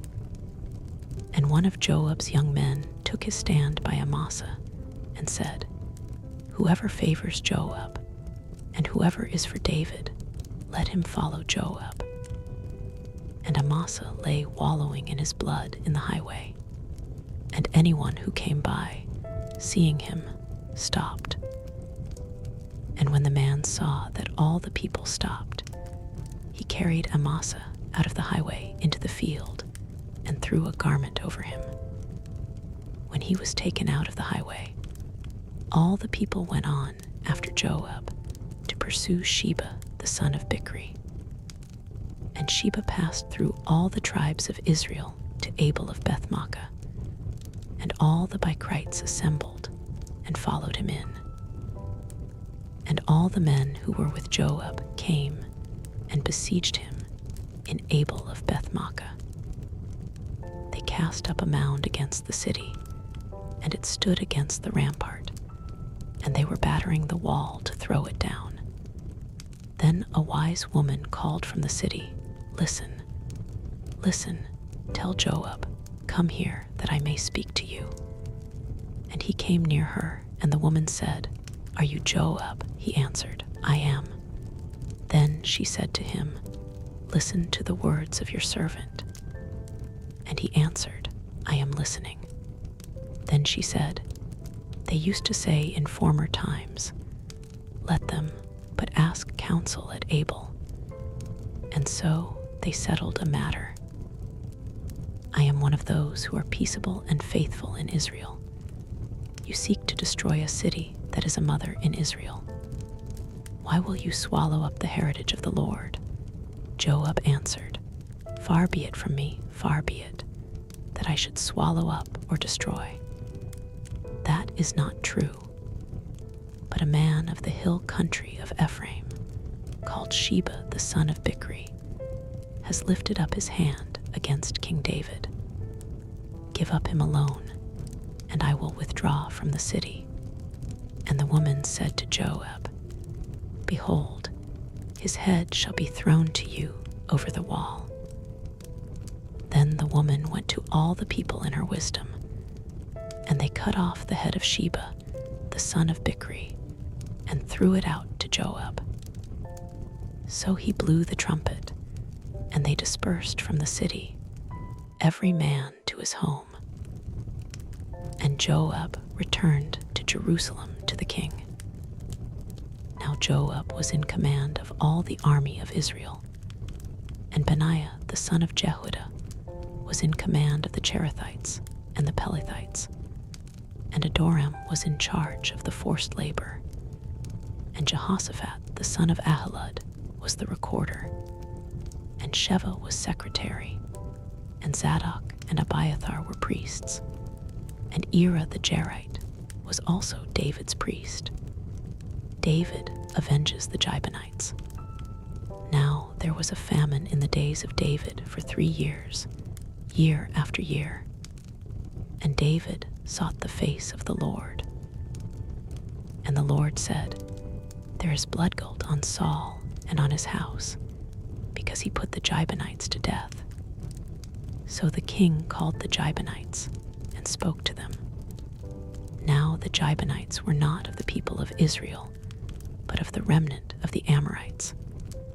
Although the people of Israel had sworn to spare them, Saul had sought to strike them down in his zeal for the people of Israel and Judah. And David said to the Gibeonites, "What shall I do for you? And how shall I make atonement, that you may bless the heritage of the Lord?" The Gibeonites said to him, "It is not a matter of silver or gold between us and Saul or his house, neither is it for us to put any man to death in Israel." And he said, "What do you say that I shall do for you?" They said to the king, "The man who consumed us and planned to destroy us, so that we should have no place in all the territory of Israel, let 7 of his sons be given to us, so that we may hang them before the Lord at Gibeah of Saul, the chosen of the Lord." And the king said, "I will give them." But the king spared Mephibosheth, the son of Saul's son Jonathan, because of the oath of the Lord that was between them, between David and Jonathan, the son of Saul. The king took the 2 sons of Rizpah, the daughter of Aiah, whom she bore to Saul, Armoni and Mephibosheth, and the 5 sons of Merab, the daughter of Saul, whom she bore to Adriel the son of Barzillai, the Meholathite, and he gave them into the hands of the Gibeonites, and they hanged them on the mountain before the Lord. And the 7 of them perished together. They were put to death in the first days of harvest, at the beginning of barley harvest. Then Rizpah the daughter of Aiah took sackcloth and spread it for herself on the rock, from the beginning of harvest until rain fell upon them from the heavens. And she did not allow the birds of the air to come upon them by day, or the beasts of the field by night. When David was told what Rizpah the daughter of Aiah, the concubine of Saul, had done, David went and took the bones of Saul and the bones of his son Jonathan from the men of Jabesh Gilead, who had stolen them from the public square of Beth-shan, where the Philistines had hanged them, on the day the Philistines killed Saul on Gilboa.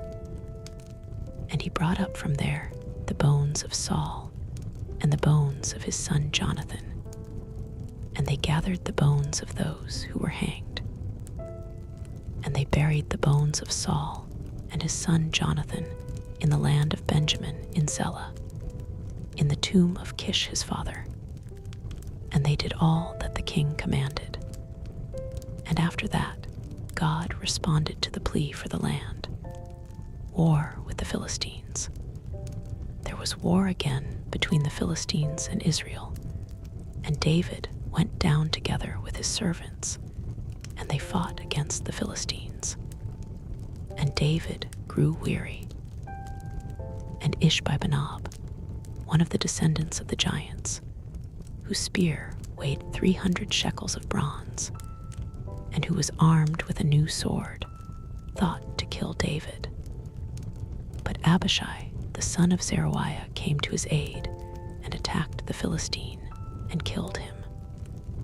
Then David's men swore to him, "You shall no longer go out with us to battle, lest you quench the lamp of Israel." After this, there was again war with the Philistines at Gob. Then Sibbecai, the Hushathite, struck down Saph, who was one of the descendants of the giants. And there was again war with the Philistines at Gob. And Elhanan, the son of Jarorjam, the Bethlehemite, struck down Goliath the Gittite, the shaft of whose spear was like a weaver's beam.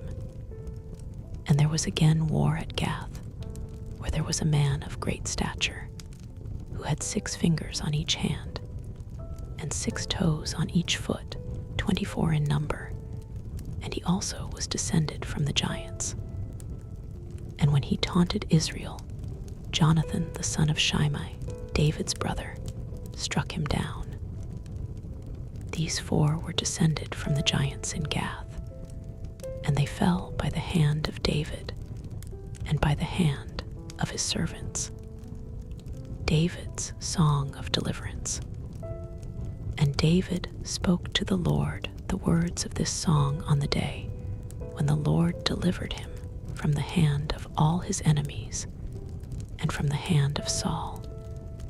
He said, "The Lord is my rock and my fortress and my deliverer, my God, my rock, in whom I take refuge, my shield, and the horn of my salvation, my stronghold and my refuge, my Savior. You save me from violence. I call upon the Lord, who is worthy to be praised, and I am saved from my enemies. For the waves of death encompassed me. The torrents of destruction assailed me. The cords of Sheol entangled me. The snares of death confronted me. In my distress I called upon the Lord. To my God I called. From his temple he heard my voice, and my cry came to his ears. Then the earth reeled and rocked. The foundations of the heavens trembled and quaked, because he was angry. Smoke went up from his nostrils, and devouring fire from his mouth. Glowing coals flamed forth from him. He bowed the heavens and came down. Thick darkness was under his feet.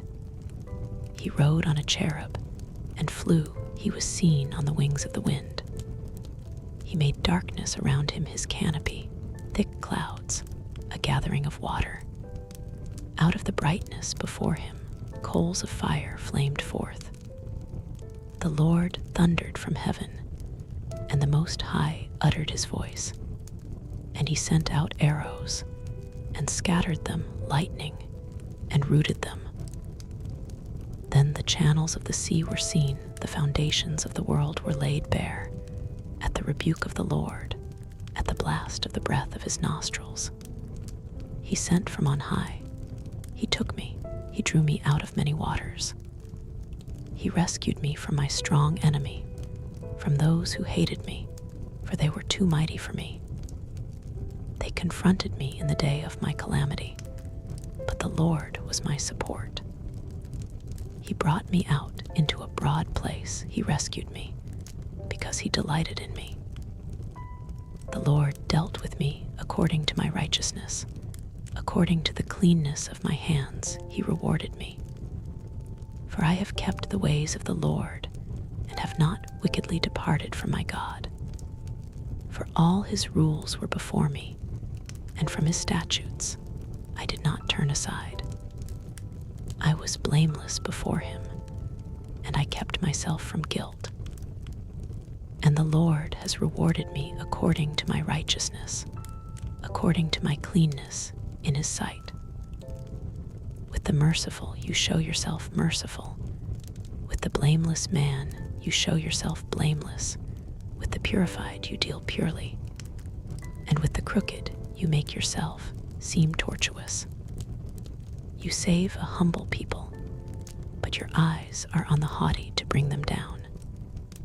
For you are my lamp, O Lord, and my God lightens my darkness. For by you I can run against a troop, and by my God I can leap over a wall.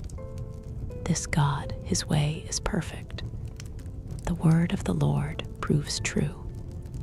He is a shield for all those who take refuge in him. For who is God but the Lord? And who is a rock except our God?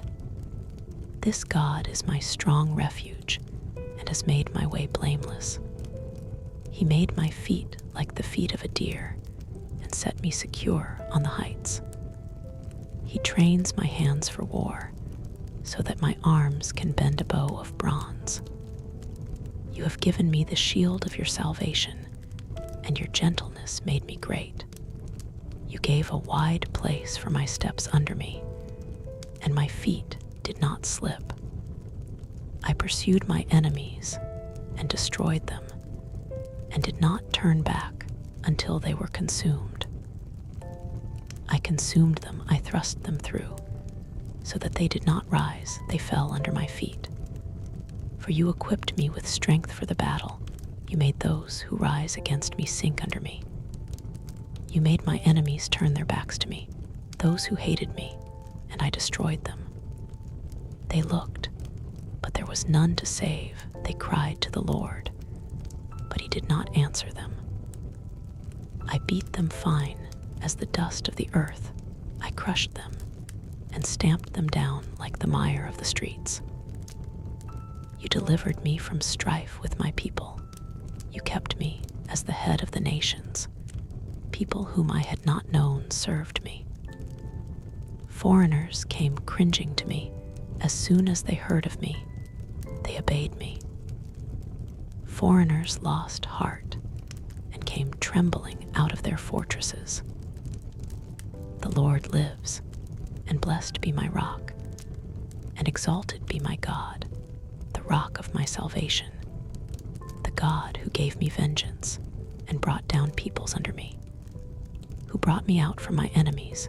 You exalted me above those who rose against me. You delivered me from men of violence. For this I will praise you, O Lord, among the nations, and sing praises to your name. Great salvation he brings to his king, and shows steadfast love to his anointed, to David and his offspring forever. The last words of David. Now these are the last words of David, the oracle of David, the son of Jesse, the oracle of the man who was raised on high, the anointed of the God of Jacob, the sweet psalmist of Israel. The Spirit of the Lord speaks by me. His word is on my tongue. The God of Israel has spoken. The Rock of Israel has said to me, when one rules justly over men, ruling in the fear of God, he dawns on them like the morning light, like the sun shining forth on a cloudless morning, like rain that makes grass to sprout from the earth. For does not my house stand so with God? For he has made with me an everlasting covenant, ordered in all things and secure. For will he not cause to prosper all my help and my desire? But worthless men are all like thorns that are thrown away, for they cannot be taken with the hand. But the man who touches them arms himself with iron, and the shaft of a spear, and they are utterly consumed with fire. David's mighty men. These are the names of the mighty men whom David had. Bathsheba, a Tachimonite. He was chief of the 3. He wielded his spear against 800, whom he killed at one time. And next to him, among the 3 mighty men, was Eleazar the son of Dodo, son of Ahohi. He was with David when they defied the Philistines who were gathered there for battle, and the men of Israel withdrew. He rose and struck down the Philistines until his hand was weary, and his hand clung to the sword. And the Lord brought about a great victory that day, and the men returned after him only to strip the slain. And next to him was Shammah, the son of Agi the Hararite. The Philistines gathered together at Lehi, where there was a plot of ground full of lentils, and the men fled from the Philistines. But he took his stand in the midst of the plot and defended it, and struck down the Philistines, and the Lord worked a great victory. And 3 of the 30 chief men went down, and came about harvest time to David at the cave of Adullam, when a band of Philistines was encamped in the valley of Rephaim. David was then in the stronghold, and the garrison of the Philistines was then at Bethlehem. And David said longingly, "Oh, that someone would give me water to drink from the well of Bethlehem that is by the gate." The 3 mighty men broke through the camp of the Philistines, and drew water out of the well of Bethlehem that was by the gate, and carried, and brought it to David. But he would not drink of it. He poured it out to the Lord, and said, "Far be it from me, O Lord, that I should do this. Shall I drink the blood of the men who went at the risk of their lives?" Therefore he would not drink it. These things the 3 mighty men did. Now Abishai, the brother of Joab, the son of Zeruiah, was chief of the 30. And he wielded his spear against 300 men, and killed them, and won a name beside the 3. He was the most renowned of the 30, and became their commander, but he did not attain to the 3. And Benaiah, the son of Jehoiada, was a valiant man of Kabzeel, a doer of great deeds. He struck down 2 Ariels of Moab. He also went down and struck down a lion in a pit on a day when snow had fallen.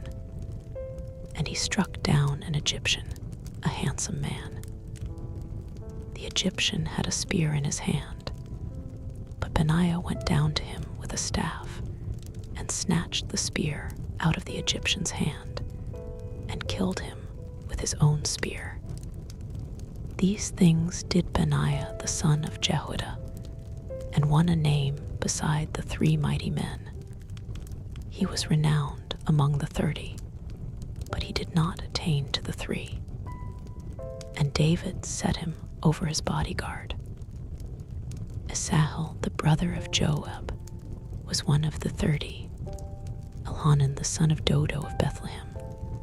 Sham of Harod, Elika of Harod, Helez the Paltite, Ira the son of Ikesh of Tekoa, Abiezer of Anathoth, Mebani the Hushathite, Zalman the Ahohite, Maharai of Netopha, Heleb the son of Bana of Netopha, Idai the son of Ribai of Jibah of the people of Benjamin, Benaiah of Perthan, Hiddai of the brooks of Gosh, Ab-Albin the Arbathite, Asmaveth of Bahurim, Eliabah the Shalbanite, the sons of Jashan, Jonathan, Shammah the Hararite, Ahiam the son of Sharar the Hararite, Eliphalet the son of Ahisbai of Makkah, Eliam the son of Ahithophel of Gilo, Hezro of Carmel, Parai the Arbite, Igal the son of Nathan of Zobah, Bani the Gadite, Zelek the Ammonite, Naharai of Beeroth, the armor-bearer of Joab the son of Zeruiah, Ira the Ithrite, Gareb the Ithrite, Uriah the Hittite. 37 in all. David's census. Again, the anger of the Lord was kindled against Israel, and he incited David against them, saying, "Go, number Israel and Judah."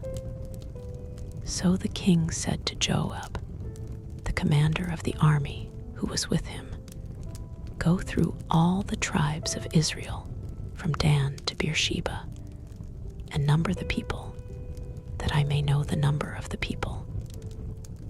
But Joab said to the king, "May the Lord your God add to the people 100 times as many as they are, while the eyes of my lord the king still see it. But why does my lord the king delight in this thing?" But the king's word prevailed against Joab and the commanders of the army. So Joab and the commanders of the army went out from the presence of the king to number the people of Israel. They crossed the Jordan and began from Aroer, and from the city that is in the middle of the valley, toward Gad and on to Jazer. Then they came to Gilead, and to Kadesh in the land of the Hittites, and they came to Dan. And from Dan they went around to Sidon, and came to the fortress of Tyre, and to all the cities of the Hivites and Canaanites, and they went out to the Negeb of Judah at Beersheba. So when they had gone through all the land, they came to Jerusalem at the end of 9 months and 20 days. And Joab gave the sum of the numbering of the people to the king. In Israel there were 800,000 valiant men who drew the sword, and the men of Judah were 500,000. The Lord's judgment of David's sin. But David's heart struck him after he had numbered the people. And David said to the Lord, "I have sinned greatly in what I have done. But now, O Lord, please take away the iniquity of your servant, for I have done very foolishly." And when David arose in the morning, the word of the Lord came to the prophet Gad, David's seer, saying, "Go and say to David, 'Thus says the Lord, 3 things I offer you. Choose one of them, that I may do it to you.'" So Gad came to David and told him, and said to him, "Shall 3 years of famine come to you in your land? Or will you flee 3 months before your foes while they pursue you? Or shall there be 3 days' pestilence in your land? Now consider, and decide what answer I shall return to him who sent me." Then David said to Gad, "I am in great distress. Let us fall into the hand of the Lord, for his mercy is great. But let me not fall into the hand of man." So the Lord sent a pestilence on Israel from the morning until the appointed time. And there died of the people from Dan to Beersheba 70,000 men. And when the angel stretched out his hand toward Jerusalem to destroy it, the Lord relented from the calamity, and said to the angel who was working destruction among the people, "It is enough. Now stay your hand." And the angel of the Lord was by the thrashing floor of Araunah the Jebusite. Then David spoke to the Lord when he saw the angel who was striking the people, and said, "Behold, I have sinned, and I have done wickedly. But these sheep, what have they done? Please let your hand be against me and against my father's house." David builds an altar. And Gad came that day to David and said to him, "Go up, raise an altar to the Lord on the thrashing floor of Araunah the Jebusite." So David went up at Gad's word, as the Lord commanded. And And when Araunah looked down, he saw the king and his servants coming on toward him. And Araunah went out and paid homage to the king with his face to the ground. And Araunah said, "Why has my lord the king come to his servant?" David said, "To buy the thrashing floor from you, in order to build an altar to the Lord, that the plague may be averted from the people." Then Araunah said to David, "Let my lord the king take and offer up what seems good to him.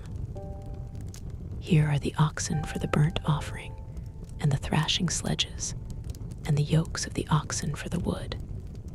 All this, O king, Araunah gives to the king." And Araunah said to the king, "May the Lord your God accept you." But the king said to Araunah, "No, but I will buy it from you for a price. I will not offer burnt offerings to the Lord my God that cost me nothing." So David bought the thrashing floor and the oxen for 50 shekels of silver. And David built there an altar to the Lord, and offered burnt offerings and peace offerings. So the Lord responded to the plea for the land, and the plague was averted from Israel.